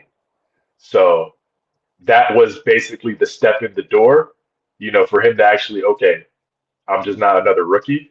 But, me appreciating his game and kind of like giving that respect to him and just being coachable, I think that was, allowed me to kind of, for him to take me, under his wing. And it was dope, man. I love that guy. And like you said, he is one of those big guys that's fly as hell. He's the type of guy that could walk around with like a blazer on, unbuttoned, no shirt underneath, and look like the coolest guy walking in the room. Yeah, bro. Like he can do it all. He has that. We like to say there's bigs and there's skills. The bigs are like D linemen, O linemen, and then the skills are like wide receivers, quarterbacks. The guys who are supposed to be fly and swaggy, like he's one of those big skills. He's big, but he can dress fly, and yeah, he's that dude for sure. So that's my guy. I don't know if I've ever asked you too. Like you brought up, you were with the Lions for a cup of coffee, but then you went back to the Rams almost like a cup of coffee Yeah. later. Yeah, bro. What was that sequence like to go from drafted by the Rams, you're with the Rams, then early on you get claimed off waivers by the Lions, and then a couple months later, the Rams sign you off the Lions practice squad, and you're back where your journey just got started a few months prior. And what is that whirlwind like? Just from a player perspective, it's your rookie year, and you're going from Vineland, New Jersey to Los Angeles to Detroit, Michigan, back to LA, and it's like I have to imagine the feeling is like, am I ever going to be able to just sit down and breathe for like 2 seconds? Yeah, bro. That's exactly how it was. Like I was prepared. I had a solid team at the time. Like my agents were, very clear on things, gave me information I needed of what could happen. Nothing's guaranteed. Even my, financial advisors at the time. But I didn't know it was going to be like that because I made the team. I was on the team for a week, and then Aaron Donald was holding out. So when he came back, I guess, we had a pretty solidified O line. Like our O line at that year won Offensive Line of the Year, and we had a lot of veterans, even at depth position. So when that happened, it was like, okay, maybe we can sneak this guy onto the practice squad. And because of preseason and all that, I did well enough to catch the eyes of Detroit. And it was crazy because they tried to sneak me on practice squad the day before the Oakland game, which was our first game of the year, back when Oakland was still, in Oakland playing at the baseball field. So they tried to do it low key, and I still ended up getting playing. I'm literally on a plane, a red eye plane, watching the Rams play as I'm driving, and I'm like, dang, I was supposed to be at that game, most likely suited up, as a depth piece. But yeah, it was crazy because I had just moved into my apartment. This is the thing people don't see. I just moved into my apartment, literally got my stuff in there. My dad was gonna fly up for the next home game, like had that set, and then boom, I gotta pick up my stuff. Thank goodness the landlord worked with me and was able to have somebody pack up my stuff, get a shipment there, put it in the one of the moving trucks for me, and bring my stuff to Michigan. I get settled there. I start getting comfortable in Detroit, and then it's like, boom, I make relationships with a bunch of guys, and then it's like, hey, LA wants to bring you back. Like, I got to do this again. I got to pack my stuff. But you're just like in a whirlwind because when you get claimed, it's like you got to go immediately. So good thing, my wife now she was there at the time. She was able to help me pack stuff up, and the places I was living, they were able to work some things out with me, let me get out my lease, all this stuff. So that was a plus. But it's just a whirlwind. But honestly, that's when I feel like I got deeper in my faith because I'm like, man, it's just crazy how these things are happening. And it was like I went to Detroit. I actually improved my game a lot being on practice squad there. Um, it was that Patricia era, so it was like kind of that Patriot way. So the workouts were hard. I mean, we were doing like I don't know how many workouts a week on top of practice. So I got in shape. I elevated my game. Um, Things were a lot different there, a lot longer days. Um, and then it was like LA brought me back at the right time and was able to go on a Super Bowl run, go from being in the cold, the trenches basically in Michigan with Detroit, and then going back to sunny LA and being able to be a part of a Super Bowl run. I mean, I got to give all the glory to God on that. And it was amazing. It was tough, but it was a kind of a combined beauty in the struggle of it all. So yeah. Plus, on top of that, you were in Detroit for long enough that you got to experience being on the Lions for Thanksgiving. Yeah, I did. So that which was not pretty. many people get to do. Yeah, man, that's what I'm saying. Like, I'm more of an optimistic. Um, I see the beauty of it all. Yeah, I wasn't on the roster. I was on practice squad. Not making as much money as I projected that year. Like, it was a lot of changes, and it was very humbling because I got drafted. I went to a big time, team that made some big moves in free agency. And for that Thanksgiving game, I wasn't even on the sideline. I was in the stands. I remember you posting that picture on your Instagram.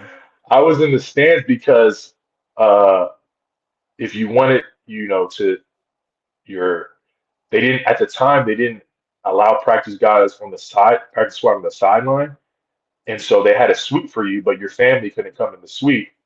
So they allowed you to sit with your family at the game. So it was like, brother, am I in the NFL or am I not? Right. Because I'm at a game, like I'm at a game, like I might as well be a part of this. I don't know if I'm a part of the scout department or what, because I'm out here watching the game in the stands. But it was humbling and it kept me hungry. But it was an awesome experience because I got to, you know, be in that moment, kind of those historic, Thanksgiving games with my family. Was able to get them tickets and spend time with them. So it was a cool experience. I got to see, obviously the beauty in it all, but it was insane, man. Which, like, if people who are listening to this don't know, like, we come from Vineland High School where Thanksgiving is a big deal with football. Yeah, exactly. Yeah, so being able to kind of like it, I felt in a sense it was weird. It was like very new, but it it kind of felt like home in a sense. I don't know. I really enjoyed my time in Detroit and with Detroit because going from Maine to LA was a lot different, but going from Maine to Michigan, it reminded me of home. There's seasons there, it gets cold. So to experience Thanksgiving in that atmosphere, it was like, oh, okay, this is cool. What was that moment like when your phone's blowing up, when everyone from Vineland, the University of Maine, and all over is recording their televisions when it was, I believe, either Sunday Night Football or Monday Night Football, and it's just recordings of you saying Jamil Demby, University of Maine. Yeah, bro, it was wild, bro. It was definitely wild. Like seeing that, it's still surreal. Like honestly, it just seems like a fake like GIF or something. But no, man, it was awesome because it's kind of like the moment to where it's like, hey, like it's official. Like me being in that spot, being able to for my family and friends to see that, like I had to earn every bit of that to get there because being a sixth round pick, basically a late round pick to undrafted, like they've only invested a little bit of money in you. So you got but so much opportunity to show them a reason why you should stay or why they should even think about putting you in the game at that point.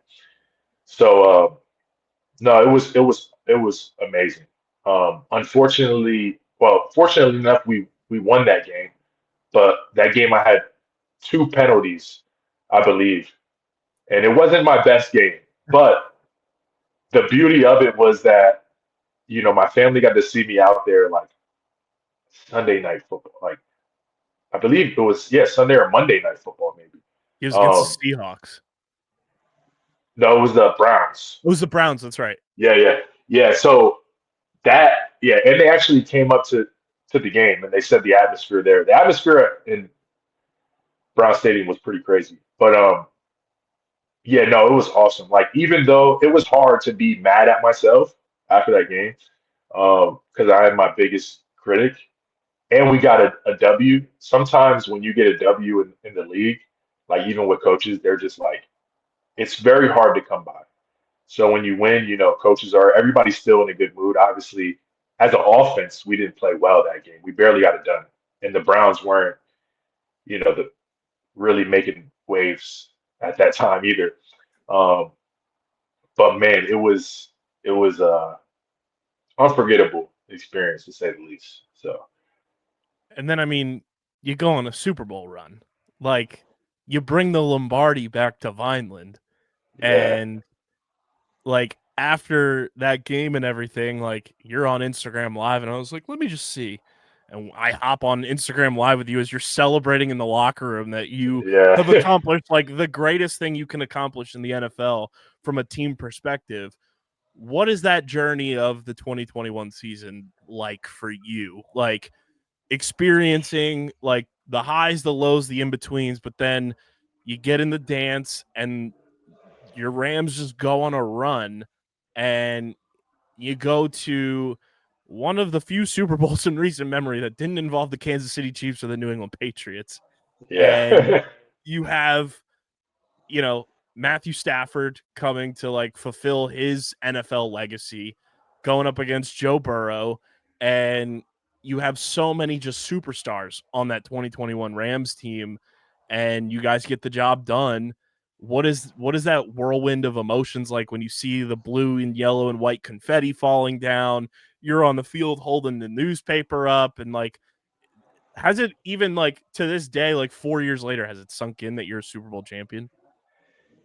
I mean, honestly, that right there, yes, man. That's that 100%. Like when you're describing it, I literally can go back to that moment and feel right now, like everything in that moment. Bro, when I tell you, like I was in that moment, I was like I wasn't even suited up. Obviously, I had a career. I mean, basically almost career-ending injury. It was a tough injury to come back from. Um, but in that moment, bro, I was like couldn't help but be emotional because not only in that moment you understand what happens to you, but like and how your life changed and your legacy changed to be a part of that. But you see the older guys like Andrew Whitworth, Matthew Stafford, who like, brother, they've had multiple multi-million dollar deals. I mean, Matthew Stafford, this guy's contracts are insane. Andrew Whitworth has been a solidified left tackle in the league for a long time. And Aaron Donald, bro, he's probably fulfilled every achievement you probably could ever. And these guys are sobbing. That moment to them was everything. Guys that we look at and everybody looks at on the outside looking in, like they have everything. That's just something to solidify their legacy. That moment was so powerful because you see like what everybody has accomplished, even people who were behind the scenes who helped with ticketing or, whatever, administrate whatever, people behind the scenes, because everybody played a part in that. So it was insane, man. And like just the joy and happiness in the moment, it's just different. It really feels like kind of like a dream where everybody has this glow to them and it just doesn't seem real. And yeah, when I went in the locker room, I said, bro, I got to get on live and I got to bring everybody possible that I love and care about, my hometown, everybody, to be able to witness this and be a part of it in some way. So that's why you saw me on live going crazy, smoking the cigar, pulling up on all, the OGs, all my homies that I'm cool with on the team, Matthew Stafford, OBJ. Like I was, bro, we were just enjoying the moment. And like what was beautiful about that is I had my injury in August, literally the second week of camp. Um, and I know everybody says this in these moments, but I was having a really good camp. Probably the most confident altogether because I've had my ups, I had my downs, and I pretty much was putting it together. And yeah, it was tough because that was my contract year. That was like my make or break year. And still the love that my teammates showed me, they didn't have to. I wasn't super solidified in Rams history or anything like that, but there was staff, there was scouts, there was teammates. I mean, Stafford came and checked on me, even though he remembered me from Detroit as well. But the love that I showed, and then for those guys to go out there and get it done the way they did, and I was able to be a part of it, like, hey man, that was a win for me. So it's the best way I could describe it. I remember texting you like when the Stafford trade happened, and looking back on it now, I know he didn't finish the season with you guys, but that 2021 season, you were teammates with somebody I'm pretty sure you idolized as we were growing up. You were teammates Oh, with Deshaun Jackson. Yeah, bro.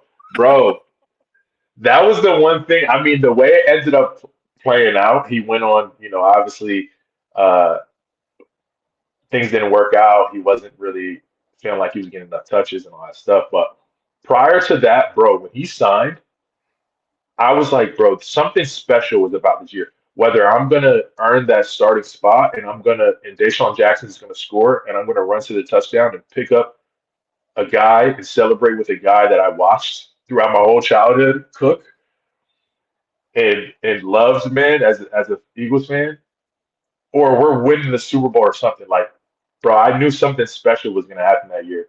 And what's funny is, bro, I never really got to have a true combo with D-Jack because as celebratory and crazy as he is on the field, bro, off the field, he's like very serious to himself and he's West Coast type of guy. So like I said what's up to him and stuff, but the way his vibe was, I wasn't gonna be like, hey yo, bro, as a kid, man, I love watching you grow up, bro. I feel like it would have been like, hey bro, get away from me. We on the same team. So and then he got traded. So I never really had the time to really like kick it with him. But man, that season was insane. The amount of people that I got to say I was teammates with was unbelievable. That one being the most craziest, yeah. Dude, like you were teammates with Deshaun, you were teammates with Todd Gurley, OBJ, Von Miller, Stafford, OBJ. Von Miller. Like, I mean, some legends. bro, Aaron Donalds.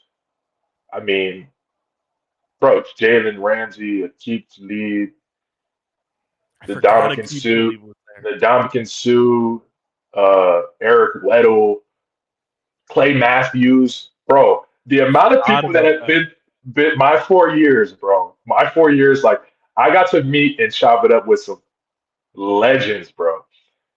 It's just it's wild, bro. Honestly. I'm like looking at that route, like you were teammates obviously with Cooper Kupp. Like Cooper Kupp, yeah. Obvious one. Robert Woods. There's so many guys that you were. There's guys that I used to just like that were low key that I used to like always play on that I remember from Madden because they had crazy speed. Like a guy like Sam Shields, his speed on Madden was always like 97 as a defensive back. Like there's so many people, bro. Like I mean, it's honestly insane. I'm trying to think of more right now, but you were teammates with like one of the more iconic punters in NFL history, Johnny Hacker. yeah, bro. Like how crazy is that? Like that dude was so cool. We honestly, I love Johnny so much because he when I first got there, he knew he was like, oh, you came from the Black Bears, right? And like he had a connection. I forgot what it was to the Black Bears or knew about Maine, vacationed up there or something. And being a lineman, all linemen are cool, but they're also all linemen are a little weird. So also special teamers like punters and long snappers are weird as well. So that's how we kind of connected. And then we also did we were doing a couples Bible study group together. So Johnny Hecker is an awesome dude, bro. Funny guy. And bro, for a guy that makes all these crazy plays and punts, like he literally walks around shows no pressure at all. He's just having a blast. And he's like the biggest Pokemon fan alive. Yeah. Like he's just a giant kid at heart. Yes, bro. He really is. Like it's crazy. Like they're all doing like setting up miniature golf in the locker room playing before practice. I'm like, man, I gotta lock in and tape my hands up and tape everything because I'm going against Aaron Donald. And this guy's just playing golf. Like like man, I wish I could be doing that right now, but I gotta lock in, bro. Right. I don't know if I'm what type of Aaron Donald I'm facing at practice. I don't know if I'm facing an angry one or one that's trying to chill and save himself for the game. I don't know. So but you also in your Rams career got to wear both iterations of the Los Angeles Rams uniforms. You had the navy and tan, and then you had the hyper bright yellow and cobalt blue. Which one did you prefer? And was it weird, like almost like culture shock when you went from that rookie year Rams jersey to what they changed it to with the yellow and the bright blue and everything? Yeah, bro. It was really weird, bro. So my favorite one is the like retro original like yellow and blue Rams colors. Like 2018, 2019, we were wearing those retro vibes like back in the day Rams, which was kind of like tailored to the new color of our uniform, which was that transition when we finalized building SoFi Stadium. So in 2020, COVID year, when they brought the sneak peek of those uniforms, I was like, one, us and the Los Angeles Chargers look like brother and sister or brother and brother. Like our emblem looked alike. And then when we would have scrimmages at SoFi Stadium during the COVID year because there was no fans. We couldn't have preseason games. So when I'm watching the film back and I'm seeing our uniform, I'm like, bro, I'm not gonna lie, we look like a college team. Like this uniform is weird. We look like a created uniform team on Madden. Like, bro, it was so weird. Like I wasn't super crazy about it, but I was like, hey, I mean, this is professional NFL uniform, so hey, it is what it is. I've always said the numbers look like, like when you go to like ShopRite or something, they put like that like neon looking like icing to like spell out like happy birthday or whatever. But it was like through like gel type of icing. That's what the numbers always look like to me. I'm like, this looks like birthday cake numbers. Yes, bro, exactly. That's what it reminded me of. I was like, dang, we're really doing this. And I'm like, in our emblem, I'm like, bro, our emblem looks like the new Chargers emblem too. I'm like, what's going on here? But hey, we're going. SoFi Stadium is legit. So hey, if the fans rock with it, but they did though. There was a lot of kickback. There was even some that Eric Dickerson said in one of the emblems, like it looked kind of crazy. I won't say it on camera, but he said one of the emblems looked like a particular private part, and yeah, it was wild, bro. We were getting bashed at first, honestly. So we were getting cooked, bro. And I was like, hey, that's so funny. Living the dream. And I mean, like we said, you win a Super Bowl, you get a ring, which is like pinnacle of an NFL career. Like that's what everyone tries to aspire to do. And then the year after that, one of your close friends gets drafted into the NFL, goes and wins a ring, goes and wins another ring, and our hometown gets 3 straight years of somebody bringing a Lombardi trophy home to Vineland. That I feel like is one of like the craziest things where like, yes, we're one of the larger cities in New Jersey, but you go around the country, not too many people are going to know where or what Vineland, New Jersey is. So the fact that we had you in 21 and then Pop back to back bringing home a Lombardi trophy to our city is one of the craziest like 3-year runs I think we've ever had. Bro, it's so wild. And I really think that's why I get so much joy seeing another Violent native, especially Pop's background and his story and the way that he's overcome. Um, and to see him, when had a talk with him, I want to say his eighth grade year going to the freshman year, telling him like, hey man, like Violent is where it's at, because there was a lot of different high schools that were trying to get him to go there to prep, because he was so good in the youth football league as well. So I remember just seeing him and talking to him, and I'm like, hey, brother, Violent is the place to be. And I could just see, like, in his eyes, like, bro, it was already set in stone. Like, he had a passion for Violent, and I already knew he was going to do, great things. But the way that it happened is just crazy. And the fact that he was not only a seventh rounder, the fact that he makes it out of Violent, where we all know, as everybody says, oh, you can't make it out, not only fulfills his dream, but proves yet again that you can be someone from Violent to do something that's way bigger than yourself. Goes to the Chiefs, like, and it's so awesome because we both went from, when I was at Violent, we didn't win a lot. They actually won some games, but we both went to really good organizations in the league. And then to be a seventh round pick, but then to be a key part of that offense, go to the Super Bowl, as we just had a previous Violent native in the Super Bowl, go play in it, be essential to why they win, and then against go his hometown team too. Like, against his hometown team. Like, bro, that literally was just a restoration to show all South Jersey Violent. Here you go. Doesn't matter where you come from, and you can particularly, specifically be from Violent and go do something great, whether it's in football or not.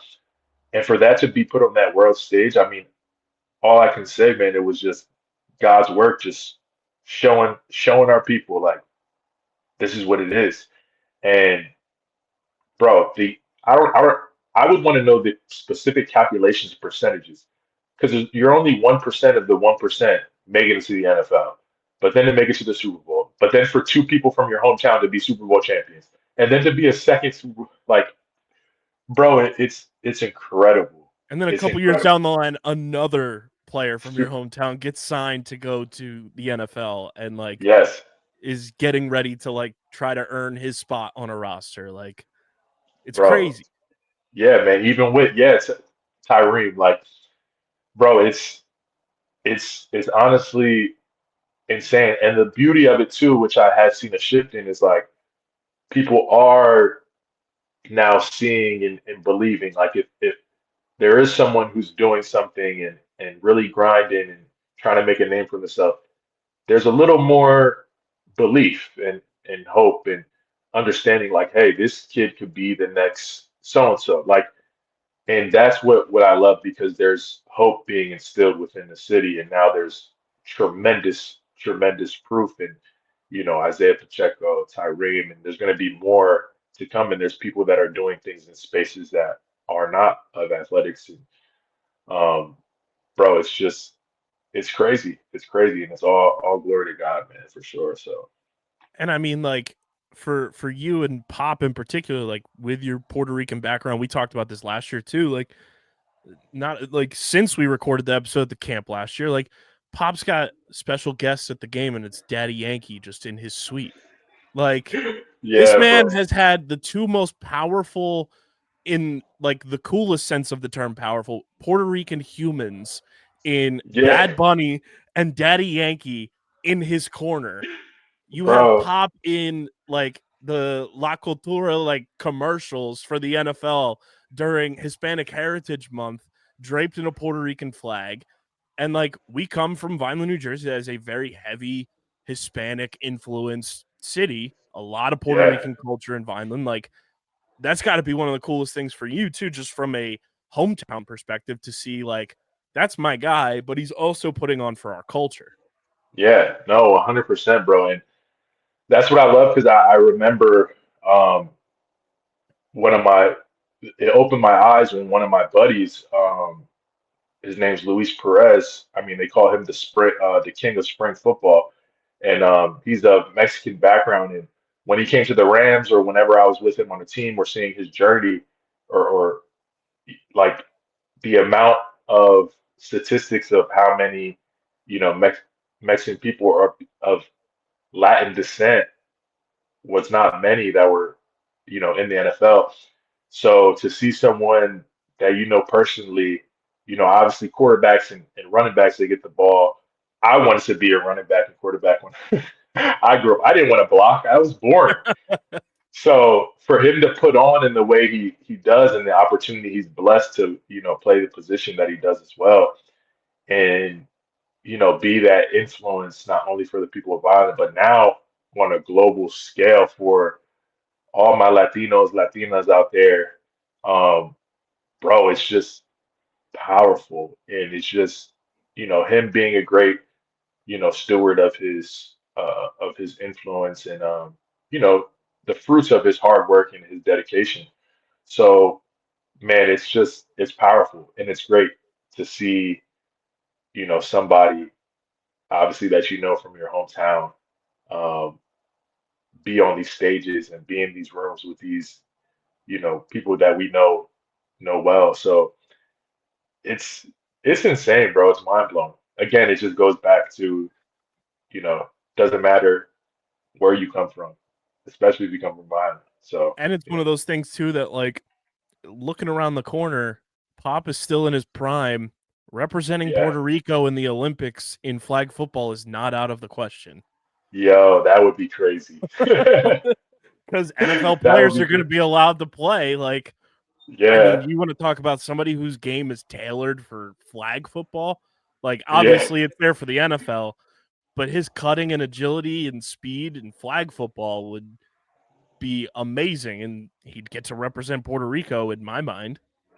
yeah, bro. That would be really cool to see. That's something that I actually really want to see, to be honest, because that's the thing. You get to see there is no worrying about a defensive lineman, or worrying about a read, reading your gaps and whatever the scheme that you're following for that particular play. You're going out and you're going to see his ability right away in open field, and that's something I would love to see. I think a lot of people would love to see in full effect. And I it's know, in especially LA those where Kansas fans.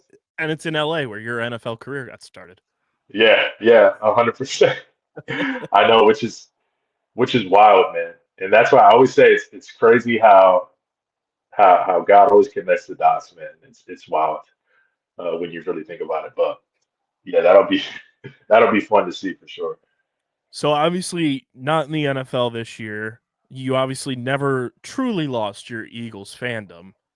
I have to ask, what was it like watching the Eagles win the Super Bowl? Not only the Yeah, year before you get drafted, but now like a little post-playing career, they win it this time around. You're a little bit older. What is that like now that you're kind of like on the outside looking in and being like, yeah, oh, I can like celebrate the Eagles winning the Super Bowl now? yeah, bro. It's so crazy, bro. Like again, like you said, I got to watch the Eagles win the Super Bowl before I got drafted. Like, bro, it's just all these amazing signs and situations like that. It's just crazy. Like I know God be having his hand on because it's like I got to see that before I got drafted, and then after, being a couple years out of, my last professional um, encounter, whether it was with NFL, XFL, and get to see the Eagles win again. And it's like, it's different because I have so many people, even here in Florida at the, you know, uh, church I'm at, there's a lot of people there that are Eagles fans as well. So watching the Eagles game, like it felt kind of like took me back to, like I said, watching the game with my dad on the couch, and my dad still gets hyped. Like he called me and he's like, "Yo, ain't this crazy?" Like, man, God has been too good to me because not only did he get to see the Eagles finally win a championship, win the Super Bowl before I go into the league, to where he might try to act like, hey, you know what, I can't root for them anymore, right? And then see his son go to two Super Bowls, him come to two Super Bowls, then see his son like be a part of a winning one. He's got a ring in his last name and his legacy, and then get to see them win another Super Bowl, like after your son is post playing. It's just like, bro, it's an amazing feeling, honestly. It's kind of like, hey, you know what? Yeah, you're not playing anymore, but guess what? I got something for you. Your favorite team is gonna win another. Right. Like, bro, it was awesome, bro. Because it still brings me back to those days where, bro, I would 2003, 2004 when they lost to the Patriots, and I was crying, bro. I was a young kid that they Oh, lost, and through those years of trials, being able to see them win again, and the way that they did was crazy. unreal. But yeah, bro, it was wild. I loved it. Unfortunately, our guy. I hope I'm not spoiling your next question, but our guy, Pacheco didn't get his third one, but there was a lot of people like, hey, you know what? He has two already. Let's see our equals get two. Yeah. Unfortunately, but yeah, it was crazy. And I mean, on top of that, the Super Bowl's in New Orleans. It's just more violent, poetic justice, if you will, that Tyreem ends up in New Orleans Yeah, that's after he gets to watch his yeah, Philadelphia Eagles win the Super Bowl.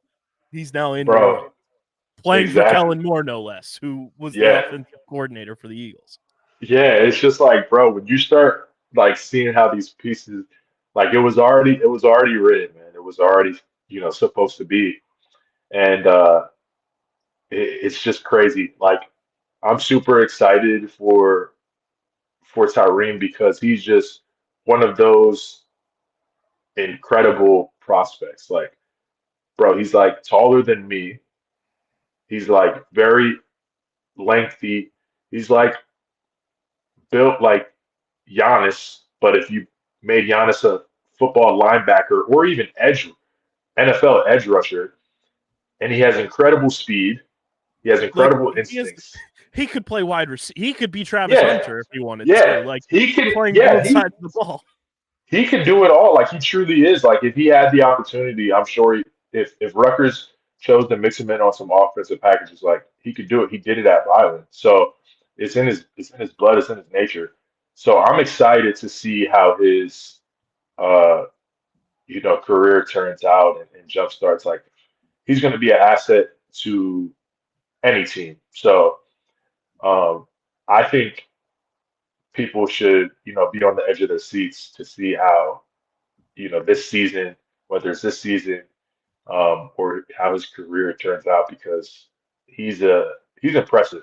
He's an impressive prospect. So um, it's just crazy, yeah, how things turn out, man. Honestly. And I always go back to you because you got drafted, and obviously like Corey Clement was on that Eagles team, undrafted from Glassboro, so a South Jersey guy, and like me, I am one to champion anybody from South Jersey that makes it to the pinnacle of their career. But you got Yeah. drafted, and it felt like after you got drafted, it started this influx, almost like how when Mike Trout got drafted into Major League Baseball, where nobody really came around South Jersey to scout for Major League Baseball. Then the Angels come and draft Mike Trout out of high school. And then all of a sudden, you start seeing Major League Baseball kind of have this influx of people come through. I always kind of credit you for being that catalyst for South Jersey with football.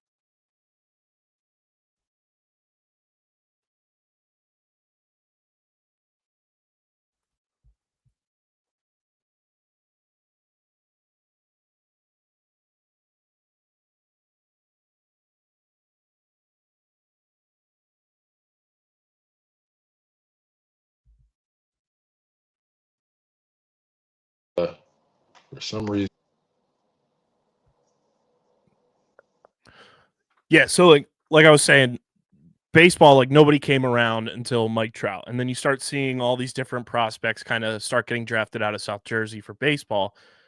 I always like kind of assimilate you to the Mike Trout for football because you got drafted and then people start coming around the South Jersey area to start scouting. And it's like, oh, we can get an Isaiah Pacheco. We can find a Tyrene Powell. We can find all these different South Jersey type of play. We can find a Marquise Bell. You know, like there's so many different guys from South Jersey that have now come into the NFL. And I feel like this past draft in particular, undrafted free agents, drafted, what have you, there was like the largest grouping of South Jersey talent to head into the NFL like ever. Yeah, bro. I truly, that's truly what happens. You know, sometimes it's really no, coincidence. Like, I always got to give credit to my dog, Teray Douglas. Like, I mean, guy was 4.0, like valedictorian of his class. Genius. Yeah. And he was bringing in all these colleges that were recruiting him. He was 6'5", wide receiver, talented on and off the field. Like, and you would see these colleges come here, whether it was Maryland, Bryant, Columbia, Boston College, like all these colleges come, and I always accredit people stopping by that next year to him. And there's no secret because he goes there, then another recruit or scout or coach could see, hey, who's that 6'5" kid over there? What is he about? And then they get to get information from the coach, and maybe they stop by next year to see my progress. So it's no coincidence when, sometimes all you need to do is just break down that one door to get a couple eyes. And, I remember a coach saying when I was in high school,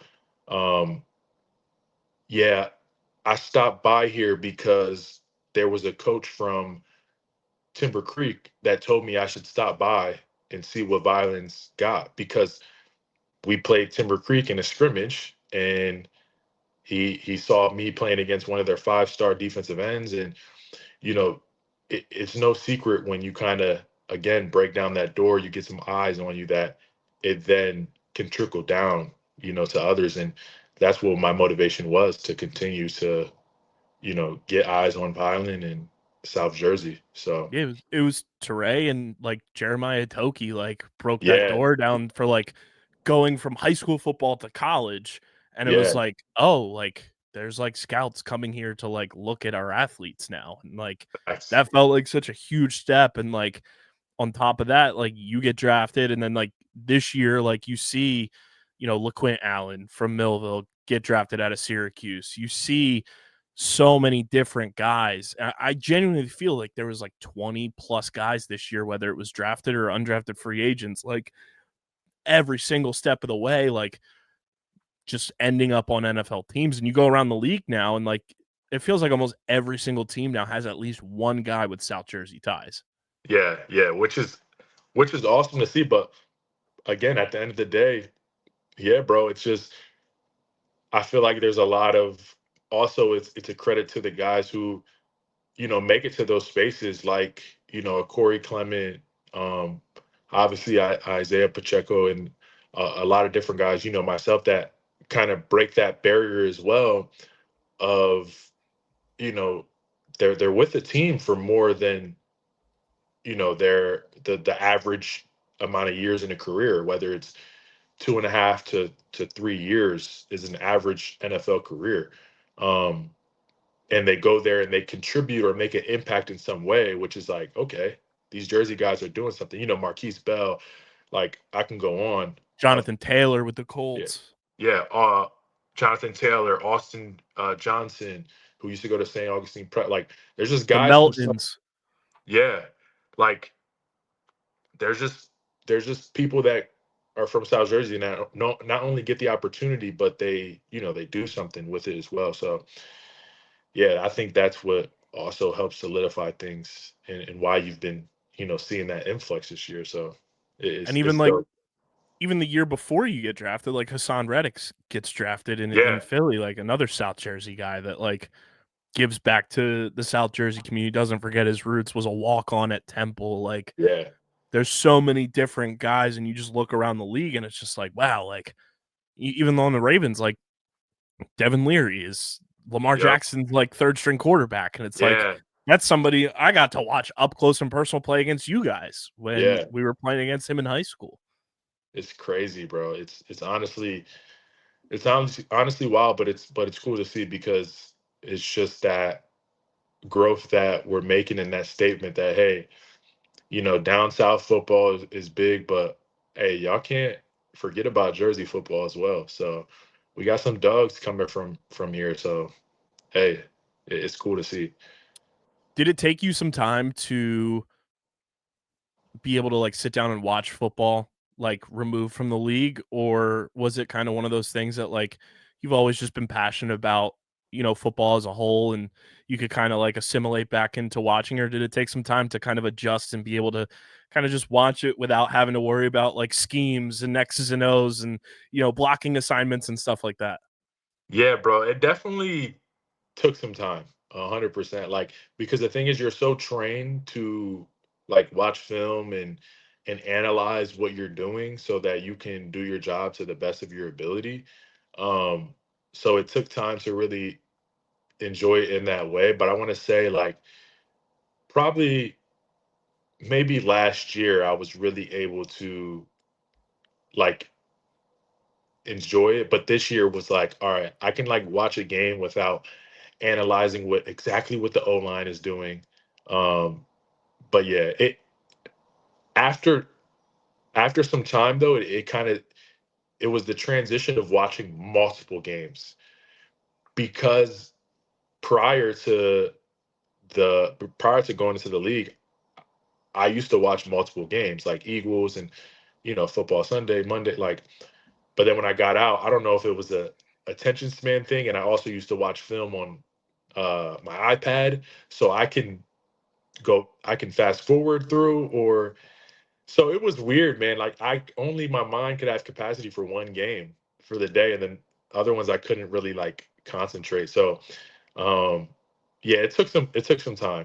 It took some time. And the other thing too was is like when you see a big play happen or you see guys celebrating, it's like, dang, like I missed that. You know what I Hmm. mean?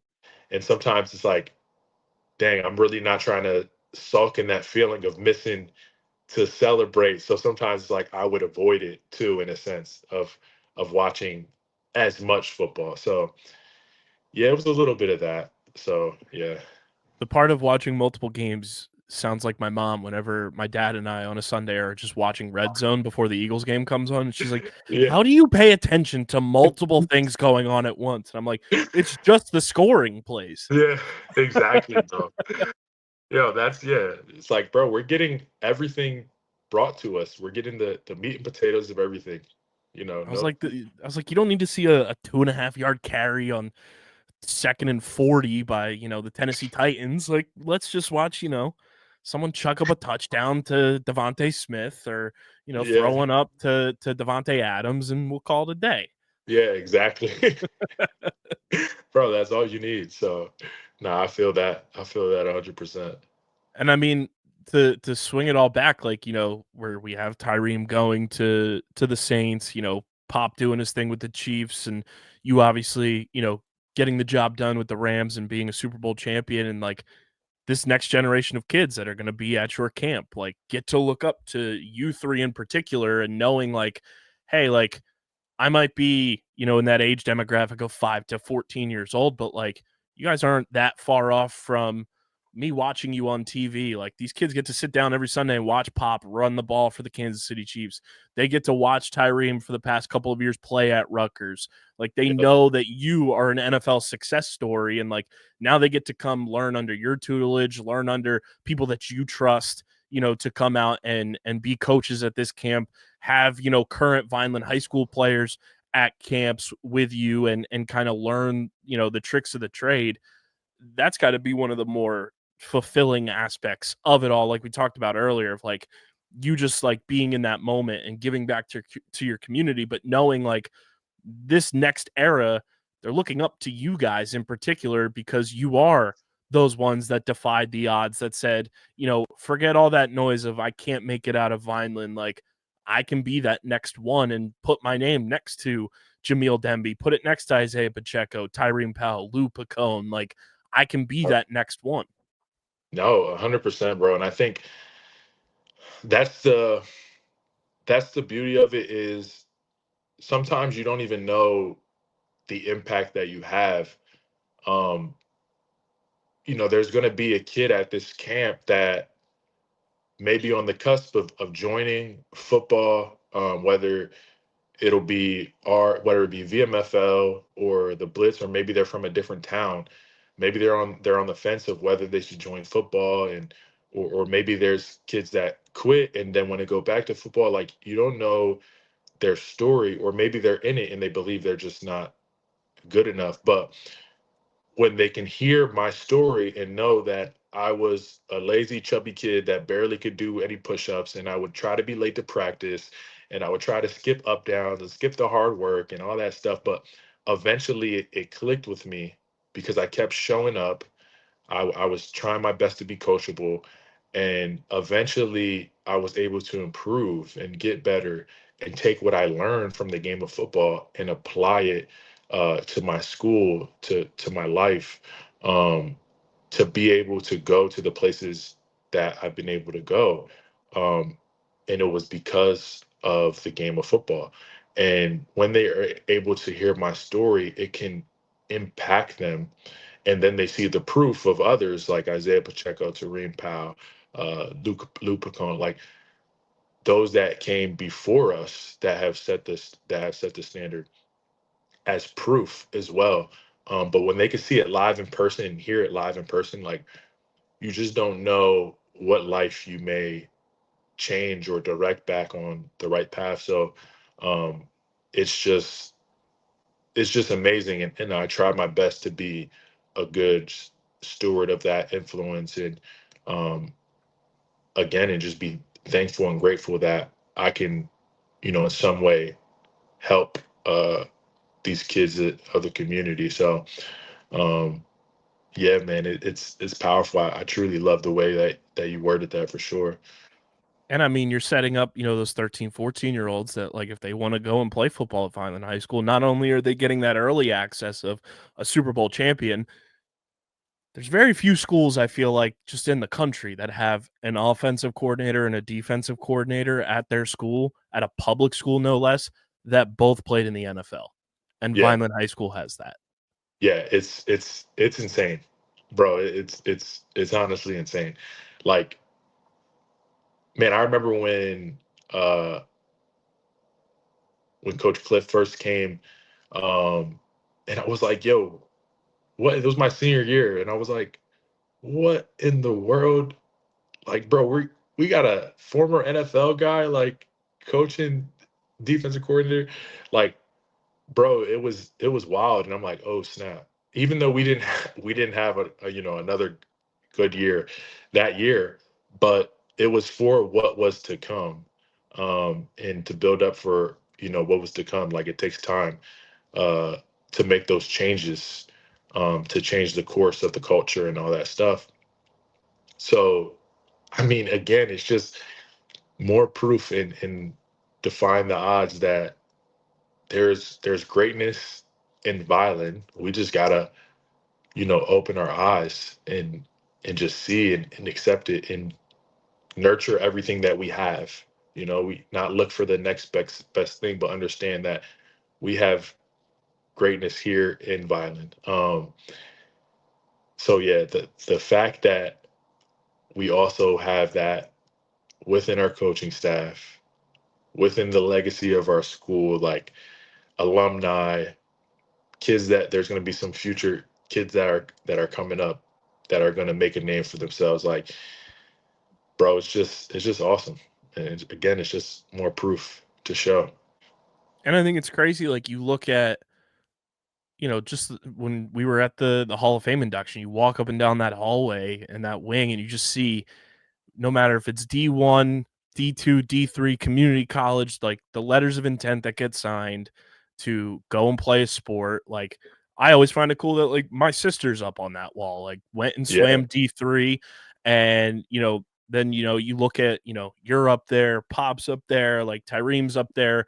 When I was in high school, we had so many different people. Like, Maria Jimenez has like a whole section of that wing going to Yeah. Tennessee for track and field. And like, it's one of the cool things I think in recent history that VHS has done to like kind of put that like pantheon of like, hey, like, this was done by somebody from Vineland. You can achieve this too. Yeah. No, exactly. I think that's important because kids are going to see that every day. And eventually it's going to click with them like, oh, that's who that person is. Or when they are maybe in pursuit of a sport or trying to better themselves at a certain sport, and one day it clicks to them like, oh, that person was doing what I was doing, and they were able to go to college. Like, they were able to do what they love at the next level. Again, whether it's D2, D3, D1, community college, like, they were able to further their education and their passion, and end up, in some type of greatness or improvement in their life. And that sets the example. That sets the standard for many. So for it to be there in that wing, even when I was back there again, yeah, for the Hall of Fame, like, I walked up and down it, and it brought back memories. I remember people's pictures being first put up, and then seeing those who came after. So it's a blessing, man, and I think it's a really great thing to have. Like, you need that reminder for sure. Well, I'm stoked that we got to do this, man. And we were texting earlier this week that we're going to make this an annual thing for sure to promote the camp, because it's one of those things that it is a mainstay in the community. Like, when the Jamil Demby football camp rolls around, like, people pop out. We saw that last year for sure when you brought it back, coming out of your injury and coming out of COVID and everything, and just seeing how the community responded to it, and just seeing like the happiness it brought you, and you could see it on your face, was one of the coolest things. So this will definitely be like at least the one annual time Jamil will be on the pod moving forward. But we've been talking to, like, you and I, we share a lot of similar sports opinions. We love sports. We just like chopping it up. We have some things in the works where, like, Jamil's going to be a recurring figure in this underground universe that we've been building out over the past few years. And like, you're one of the original, like, outside perspective people that we brought in. So like, you are one of, you're part of our history just as much.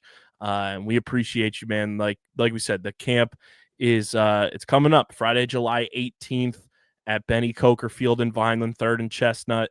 We'll have the QR code up on the screen throughout this whole thing in post, and we'll have the registration link in the description of the show. So ages 5 to 14, it's a free event.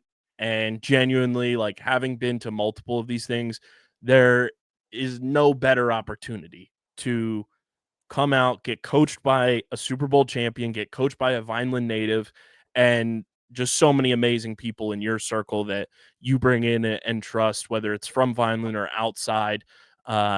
Truly some amazing people. So definitely sign up. The link is in the description to sign up. And Friday, July 18th is going to be one heck of a night, man. Yes, sir. Let's go. 4:30 to 5:30 registration, 5:30 to 8:30 camp, man. We are locked in. ready to turn up, have some fun.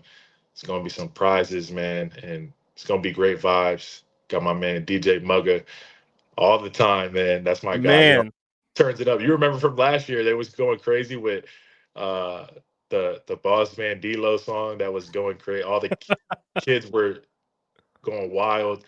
The Central C and Lil Baby song, like they were going nuts, bro. But yeah, man, it's great vibes. I'm excited, man. I really appreciate you, bro. Honestly, and can't wait to see what's next for sure. So yeah, man. it's gonna be awesome, and like I said, stay tuned because Jamil's gonna be popping up on this network quite a bit. Obviously, future dad duties take precedent for sure. Send Michaela my best, and looking forward to just seeing all the successes, man, because you just continue to rack them up. Hey, same to you, my man. And I already know, brother, like the way that you just prepare the questions that you ask. I mean, bro, it's top tier. No wonder why that you keep, infiltrating these different spaces, bro. And if only people knew the work that you put in, and man, how much you make it look easy, but we know behind the scenes it's not, man. It's tough. And man, I'm just excited again, as much to be a part of your journey as you are mine. So appreciate you, brother, and man, love you, bro. Love you too, bro. Brothers for life in this thing. And like I said, sign up for Jamil's camp. It's linked in the description. QR code's up on the screen. It's something that you will not regret if you are in that age demo, and if you're a parent, sign up. It's truly an experience that your kids will enjoy, and looking forward to it, man. Let's go. Yes, sir.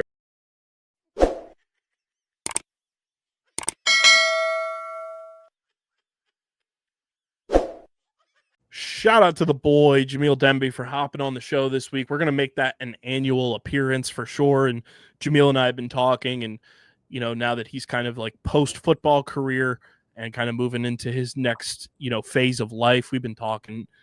Jamil's going to be a lot more involved in our universe moving forward, and I'm very much looking forward to a lot of the projects and a lot of things that we're going to have him involved in, which just makes me happy because that just means another one of the homies gets to kick in. We get to talk sports. We get to talk anything that's on our minds. But thank you to Jamil for hopping on, spending over an hour with me, just talking shop, talking with the boys. Good time. And like I said, register for the free Jamil Demby youth football camp, linked in the description. Jacob, let's talk a little basketball. Harrison, let's complain about a little basketball, as we like to do. Yeah. Summer League is here. I talked about VJ Edgecombe, just absolutely dazzling in his Summer League debut, and now he's been out the next 2 games. He's out tonight with that finger contusion. He's a Sixer officially. I'm not even talking about the games. I'm not even talking about the Sixers. I'm not even talking about results. I'm talking about why the hell is the Utah Summer League so poorly produced? It's on ESPN, and it looks like it's being shot on a flip phone. It is so bad, and like the NBA is coming to ESPN full blown. Like, it's the partnership with ESPN, NBC, Amazon, all that stuff with the new TV deal. And this is your soiree into like reminding people, hey, the NBA is going to be on ESPN a whole hell of a lot more, and we're watching the next generation like we're watching them on a viewfinder from the 90s. It's so like bad. The video LeBron shot at that WWE event back literally in LeBron holding the flip phone.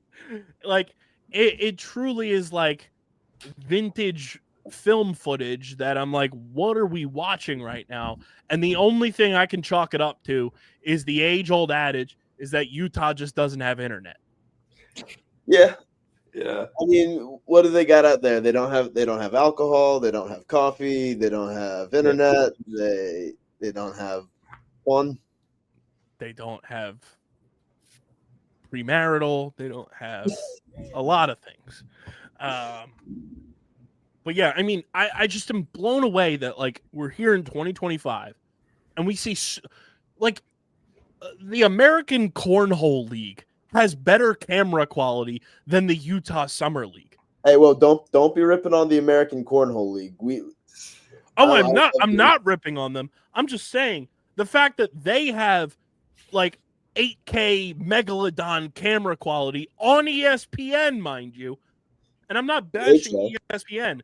I'm just truly like floored that a major 4 sport, this is your first taste of these like next era of NBA athletes who just got drafted for the most part either this year or last year, and we're watching them like it's like 1994.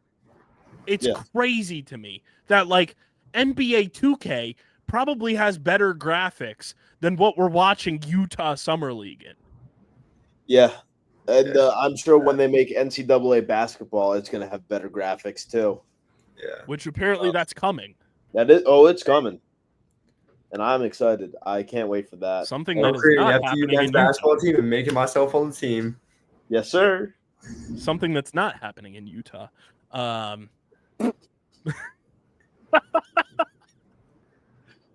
Yes, I got him. We fucking got him.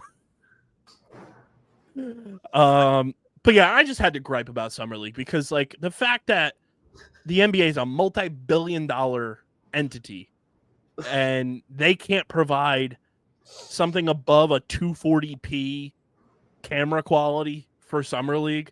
Plus, it also just looks like super dark. Like it feels like they haven't turned all the lights in the gym on, and they're just waiting for like the auto sensor to kick in, like in the morning or something. Like it feels like somebody just didn't turn on a light switch. Yeah. Yeah. Now, Jacob, when you went to Summer League a couple years ago, I went to the Vegas one. I was gonna say you went to Vegas, right? Yeah. One of the coolest experiences of my life. I met so many dudes. I met Mark Cuban. I met J. Cole. I saw a bunch of it. It was like the coolest experience of my life. I sent y'all a video of like, bro, I saw the Jabari Smith game winner and I was right there for it, just recording it. Met so many dudes. Talked to Kyrie for 5 minutes and I was a Kyrie fan. He was like LeBron on his flip phone. Dude, I was like, you can hear me. That was like 18-year-old Jacob just like, oh my God. And funny thing is, at the time, you can see Anthony Simons right in front of me on that video. I don't know if you want to put it in or not, Kyle, but now he's a Celtic, and I'm a huge Simons fan, so I'm like, I truly feel like Breaking Bad with all of the Celtics moves that they've made this offseason, Harrison. I'm just like, they can't keep getting away with this. Dude, no, I don't want to hear that. That Porzingis trade was bullshit. We got not Gorgie Dang, whatever the dude's name is, the minivan.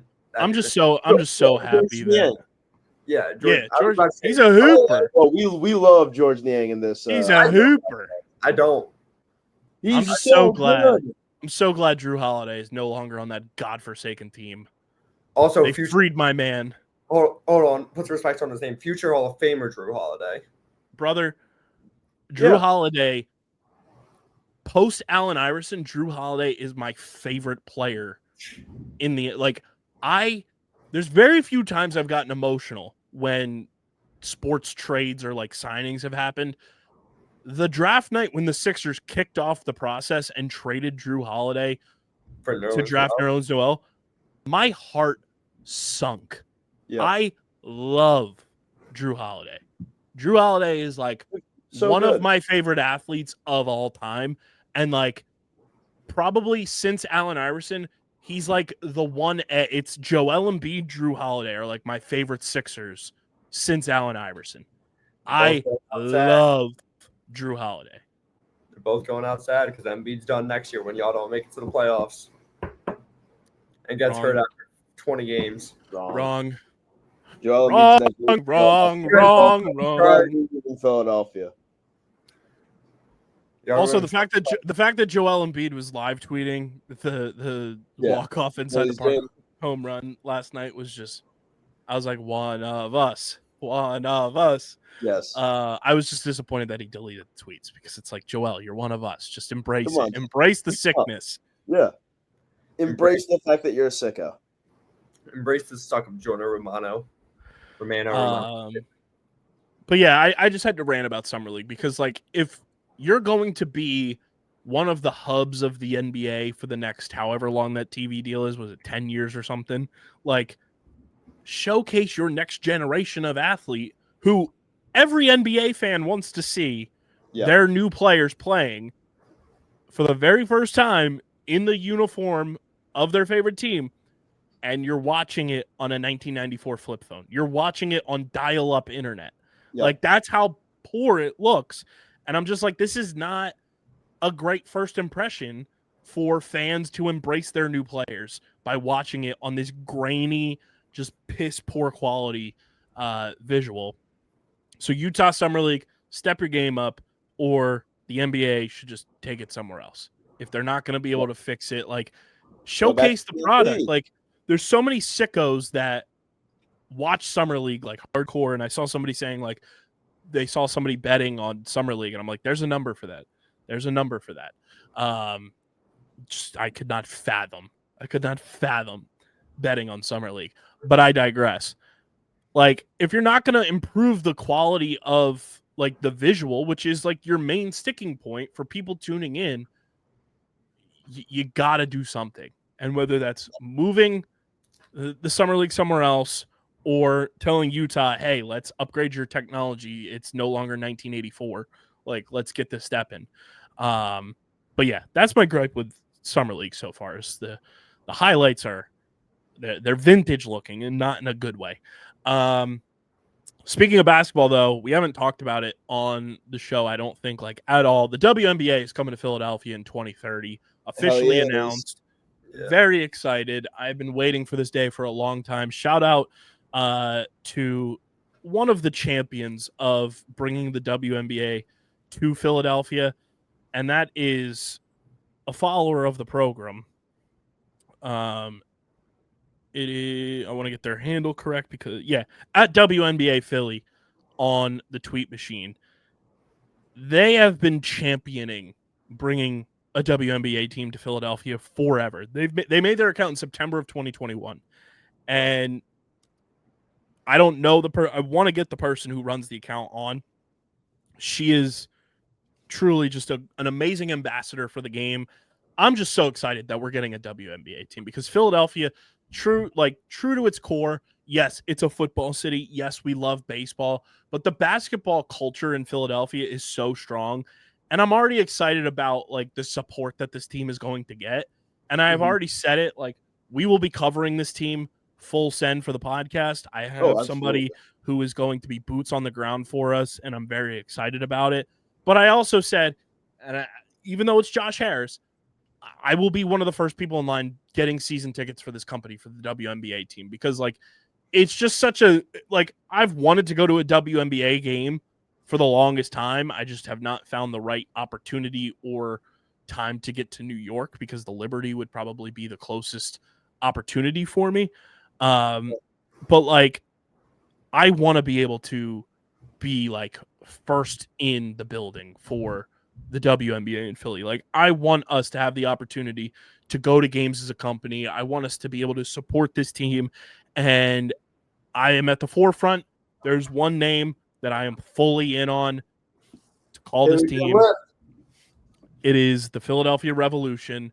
#RevUp. And that needs to be the team name. Everything else is bad or tacky or both. And I'm just all in on it. Like, I really started like getting into the WNBA even before like the Caitlin Clark and Angel Reese boom that has like brought it to like pop culture like zeitgeist. I have so many friends that work in the WNBA or who have worked in the WNBA that we've had like coverage of it on OTB, Harrison. Like, even when you were hosting that show with me, like, we have so many friends who work in the WNBA, and I just love the product. It's super fun. The players are so personable, and it's like a refreshing take on like sports media with how open and honest and like candid the players are. And like, I've gotten to love to watch women's college basketball over the past couple of years. I had a perfect bracket going for a long time this year in the women's bracket, which I was very proud of. And I'm just pumped that like we're finally getting a team. It sucks that we have to wait another 5 years, but guess what? At least there's a time and a date that we know that a WNBA team is coming to Philly now, and we don't have to like guess or speculate or like beg and plead for a team to come. We know it's happening, and I'm pumped for Cleveland and Detroit to get their teams as well. And the WNBA is just it's bigger and better than ever, and it's something that like I'm super passionate about championing women's sports, whether it's the WNBA. I love the WLL and everything the PLL is doing to bring women's lacrosse to the forefront because those ladies are unbelievable. And the fact that we're finally getting a WNBA team in Philly, like this team is going to be so beloved, and I'm super pumped to finally have a team to root for. And the WLL All-Star game was pretty sick too. So sick. Like, I'm so excited for the WNBA to be in Philly because like that new arena is going to be sold out, game in and game out for that team.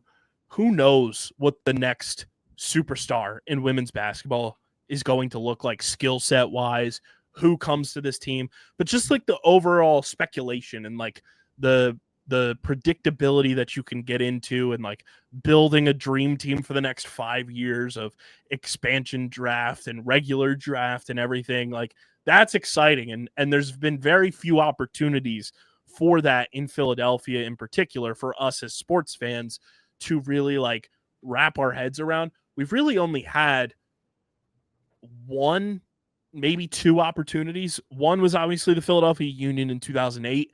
And then when the Philadelphia Wings came back in 2018 was another opportunity. It was a little bit different with the Waterdogs because like they were an existing team that got the Philadelphia branding, where like the Wings and the Union kind of came in the traditional sense of like an expansion team per se. But we don't get this many opportunities, especially with our major four sports. Like all of them have predated our existences.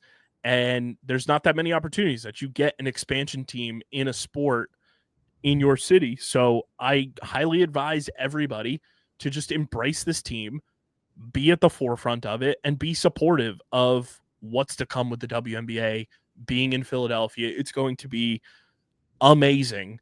And I can't wait to start covering this team in 5 years, even though I will be on the brink of 37 years old. Damn. You can say that again. Damn. There you go. Yeah, your boy's gonna be 30 at that time, so I feel you. I'll be 25. Damn. Damn. Yeah. You need me to say it again? No, I'm good. All right, cool. But anyway, shout out to Philadelphia getting a WNBA team. Let's talk a little Union. It is brought to you by our friends over at Bino. Guys, we love Bino. They are truly the best in the game for the tabletop gaming experience. It's paper football meets foosball for the ultimate flicking game of like the new era. Like truly, you break out a Bino board at a party, at a tailgate, you're going to be the talk of that event for the entire night and then moving forward. Bino is truly the best. I got 3 boards down here. And Harrison, you've played Bino. We've brought it on the road with us when we went to PLL weekends. It is truly so much fun. They have officially licensed boards for every MLS team. They've got officially licensed boards for Harrison's favorite Premier League team, Chelsea. They've got Arsenal, Liverpool, Juventus, PSG, and more. Plus, you can customize boards to your liking. Use our link in the description to shop with our friends at Bino. And when you go to checkout, use code BinoBennett62. That's code BinoBennett62 at checkout when you use our link in the description to shop with our friends at Bino. And you get 10% off your entire order from our friends at Bino. Harrison, we were supposed to have a very exciting game tonight for the Philadelphia Union with U.S. Open Cup. It has since been rained out, postponed to August, which sucks because I loved the buildup of this. You have a U.S. Open Cup game against the New York Red Bull tonight at Subaru Park. And then on the heels of that, however that game was going to turn out tonight, if it were to be played, these two teams play each other in MLS play on Saturday at Subaru Park. It was going to be pure cinema of just immediate turnaround, but two teams that hate each other playing for a trophy and then playing for MLS Cup standing. Plus the Union are so pissed off coming off of that unbelievable, disgusting loss to Nashville that was stolen from them from the refs. Yep. I was so amped up for this. I threw on the new Union kit that I got. Like, this bad boy is clean as can be. And then the game gets postponed to August. And I'm just like, well, maybe now I can go to the game, which would be sick.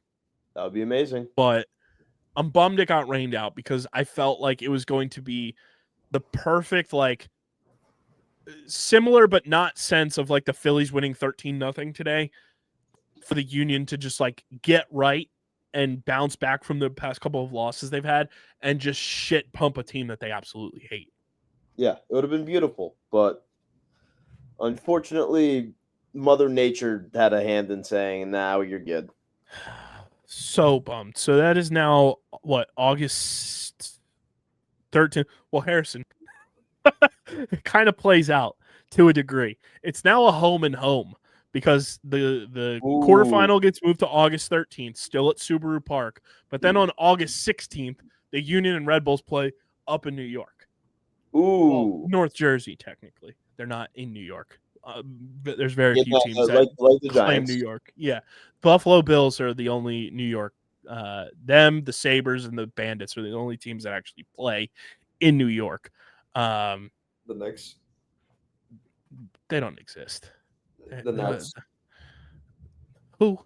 Who? They migrated. They migrated from New Jersey. Fair, so they don't like that. I'll give the Yankees and Mets credit. They play in New York. I don't want to. Screw both of them. Fuck both of them. Actually, But to be fair, they are like, as much as I hate both of those. But you know what? I'll actually give the Knicks and the Nets credit because so it's Bills, Bandits, Sabres, Knicks, Nets, Yankees, Mets, Rangers, and Islanders. So those 9, I'll give them credit. You know why? This is why I'll give them credit. Because I don't have to pay fucking taxes on their hunk of junk stadiums because they play in New Jersey. The Giants, the Jets, the New York Red Bulls, I got to pay taxes on their fucking stadiums because they play in New Jersey. So screw them. And you know what? MSG, pretty damn nice stadium. It's all right. It's all right. It's not bad. It's got nothing on TD Garden. Now that's a hunk of junk. Whoa,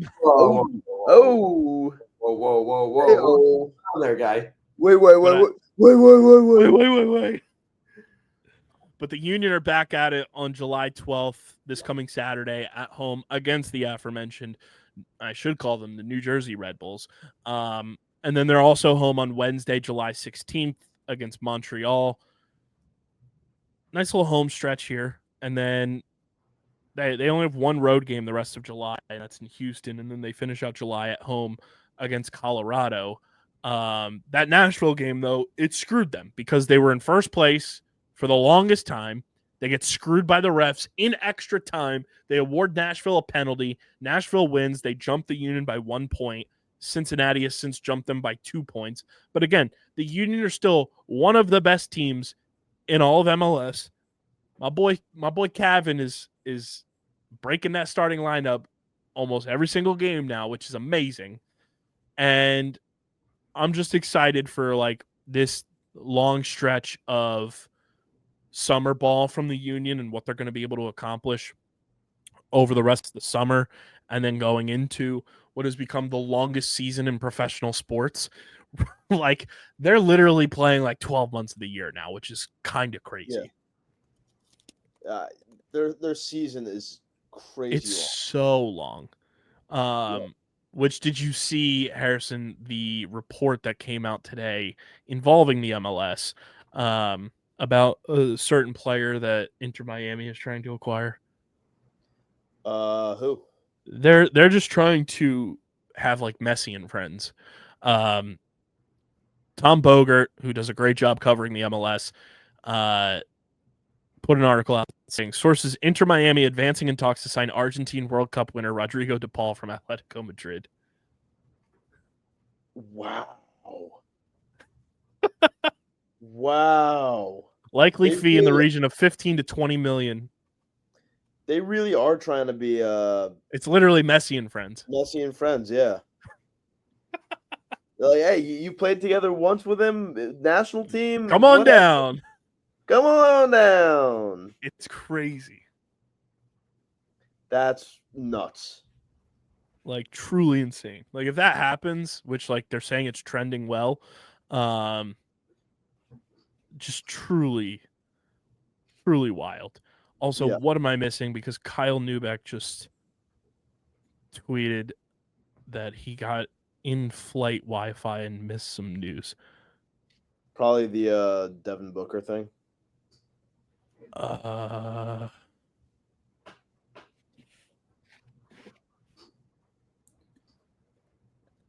What am I missing? Oh, I guess it's about VJ. He's been diagnosed with a left thumb sprain. He's out for tomorrow night's summer league game in Vegas. He's participating in on-court workouts during his absence and is working closely with the team's medical staff. He'll be reevaluated on Saturday. Interesting. He's just truly a Sixer at this point. He really is. Would you be a Sixers draft pick without getting a freak injury? Truly. Something we've never heard of before? Gastroenteritis. Yeah. Finding out you're allergic to sesame seeds after 22 years of living? Oh, gosh. What a time. What a time. But yeah, I'm excited for the Union, and I absolutely love this jersey. It's the closest thing to the 2022 Lightning Bolt jerseys. And the more I look at that one, Harrison, the more and more I like this one even more. Oh, yeah, it's amazing. Like the 2022 one was beautiful, and it was like a first of its kind. Yep. But this one, the more and more I look at it, the more and more I'm just like, they did good. They did good. And I think why I like this one more. You done did good.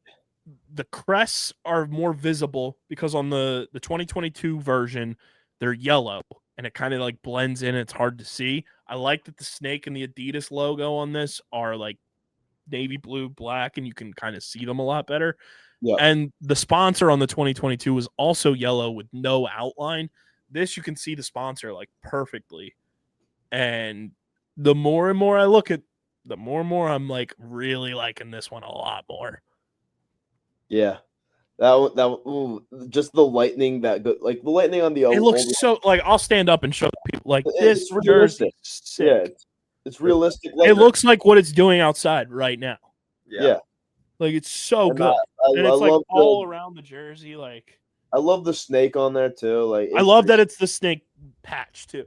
And the nice part is the Adidas and the snake patch are stitched on this. Oh. Like they're stitched patches, which you don't often see on jerseys nowadays. Normally they're screen printed, like the sponsor screen printed, but like that's fine. This being stitched is amazing, and this was just $100. And it's no name, it's timeless. I can wear this to any Union event.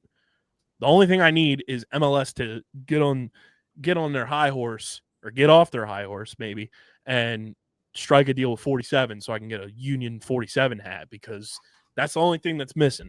Yeah. No MLS team has 47 brand like apparel. It drives me crazy. But shout out to Philly City Connect matching perfectly with everything Philadelphia Union. It's amazing. But yeah, Union back at it on Saturday. I was trying to potentially go to that game, but I have PLL coverage from home. Maybe I go Wednesday. I don't know. We'll figure it out. But I do want to get. I want us to go to the boys need to take on Subaru Park. The boys need to take. I agree. Do we look at our schedules live on here and like match it up with the Union's schedule? Yeah. Like, let's see what we got. Like we've got July 26th. We've got July 16th, which is next Wednesday.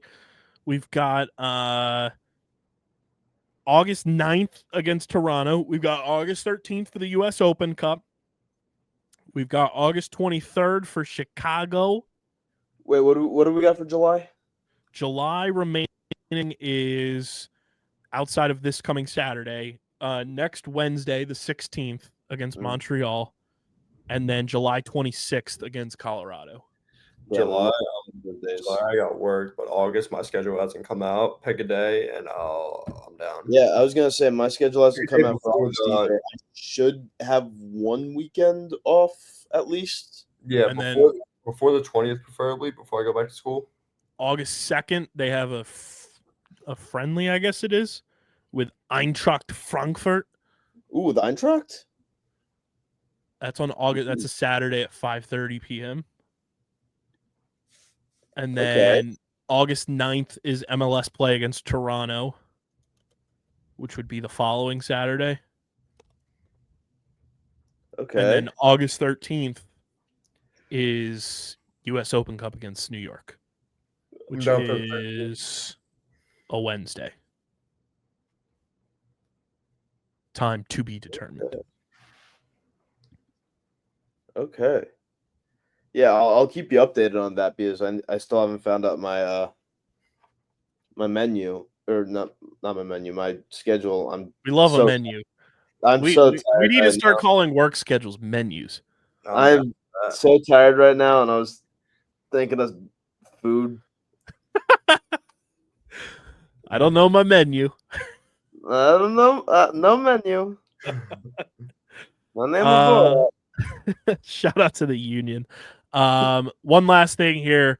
The Waterdogs are back in action. Second half of the PLL season is upcoming. Throwback weekend in Chicago. The Waterdogs throwback unis. Harrison, I'm so happy we're on the same page. We absolutely love them. They're stunning. The green accent, like tertiary color, is so sick with the purple. Waterdogs playing against the Utah Archers, if I'm not mistaken. Yes. Friday night, 9:30 Eastern on ESPN Plus. Waterdogs coming off a big win in San Diego before the All-Star break, getting the Utah Archers, who just announced Mike Sisselberger is going on injured reserve. They had to sign Jake Naso as their face-off athlete, has never played in the PLL. So I think that, Jake Naso is very talented, but I think that bodes well for Alex Stathakis. And Michael Sowers is on MVP trajectory. So I just need to see that continue. Trey LeClaire looks like he's trending being back for the Archers, though. That's a big get for them to return. No CJ Curse this week for the Waterdogs. He is still ruled out with that broken hand, but it sounds like he'll be back in Fairfield or the following week in Utah, which would be great for the stretch run for the Dogs. But throwback weekend, DJ will be in Chicago this weekend, covering the PLL for us all weekend long. Friday night, Atlas Boston on ESPN2. So New York Atlas, Boston Cannons in a rematch. Two teams that absolutely hate each other on ESPN2 at 7. And then, like I mentioned, Utah Archers, Philadelphia Waterdogs on ESPN Plus at 9:30 on Friday night. And then Saturday, double dip of Saturday night lacrosse, Carolina and California on ESPN Plus, and then Denver and Maryland close out the weekend. First neutral site weekend of the season in the PLL. So just one game each for each team. Throwback weekend on ESPN, which, Harrison, that means Gatorade in a can. Let's go. Amazing stuff. God, I love the Gatorade in the can. Amazing. And you guys can keep up to date with everything going on in the PLL all season long when you download the PLL app. It is truly your one-stop shop for everything involving the PLL, from articles and videos from the beat writers up to the minute stats. It's a gamified app, so there's trivia and things to do in the app that you'll truly get immersed in it. Full send each and every day. Download the PLL app, and when you go to the redeem code section, type in OTBPOD, that's OTB pod, for 500 XP on your account. Again, download the PLL app in the App Store or Google Play Store, and when you go to the redeem code section, type in OTB pod for 500 XP on your account. And that is all we've got for you guys on this one. Make sure you're following us on the socials at Underground PHI across the board. Subscribe to the pod, subscribe to the pod, subscribe to the pod, Apple, Spotify, or wherever you get your podcasts in audio form. Leave us a 5-star review. Subscribe to the Underground Sports Philadelphia YouTube channel. Leave a like on the video. Drop a comment in the comment section. Click that bell icon so you know whenever new videos go live. And this show, guys, is proudly presented by the city of Vineland. And whether you are a company looking to expand, relocate, or you're a new business startup, selecting the right location is critical to your success. Vineland, New Jersey offers both an affordable business location and an excellent quality of life. The city's economic development department is a one-stop source for moving your project through the development and approval process, and their goal is to make this process as smooth as possible and to provide the fastest turnaround times in the region. If you're considering potential locations for your operation, contact the Vineland Economic Development Team at 856-794-4100. That's 856-794-4100. Vineland, New Jersey, where it's always growing season. And big thank you to Security 21 Security Systems and Paul J. Gillespie Incorporated for their continued support of this podcast. This has been episode number 758 of Underground Sports Philadelphia. Big shout out again to Jamil Demby for hopping on the show this week. Register for his annual youth football camp at the link in our description. For HK, for Jacob, I'm KB. Enjoy the weekend. Let's go Phils. Let's win a series in San Diego. Going into the All-Star break feeling good about the boys as the trade deadline looms. And again, Monday night, Moonshot Mania live stream on our YouTube channel. Tune in. It's going to be a doozy of a time. We will see you on Monday's episode, breaking down the final series of the first half of the Phils and whatever the heck else comes across the docket. But until then, we're getting the heck up out of here. We are signing off.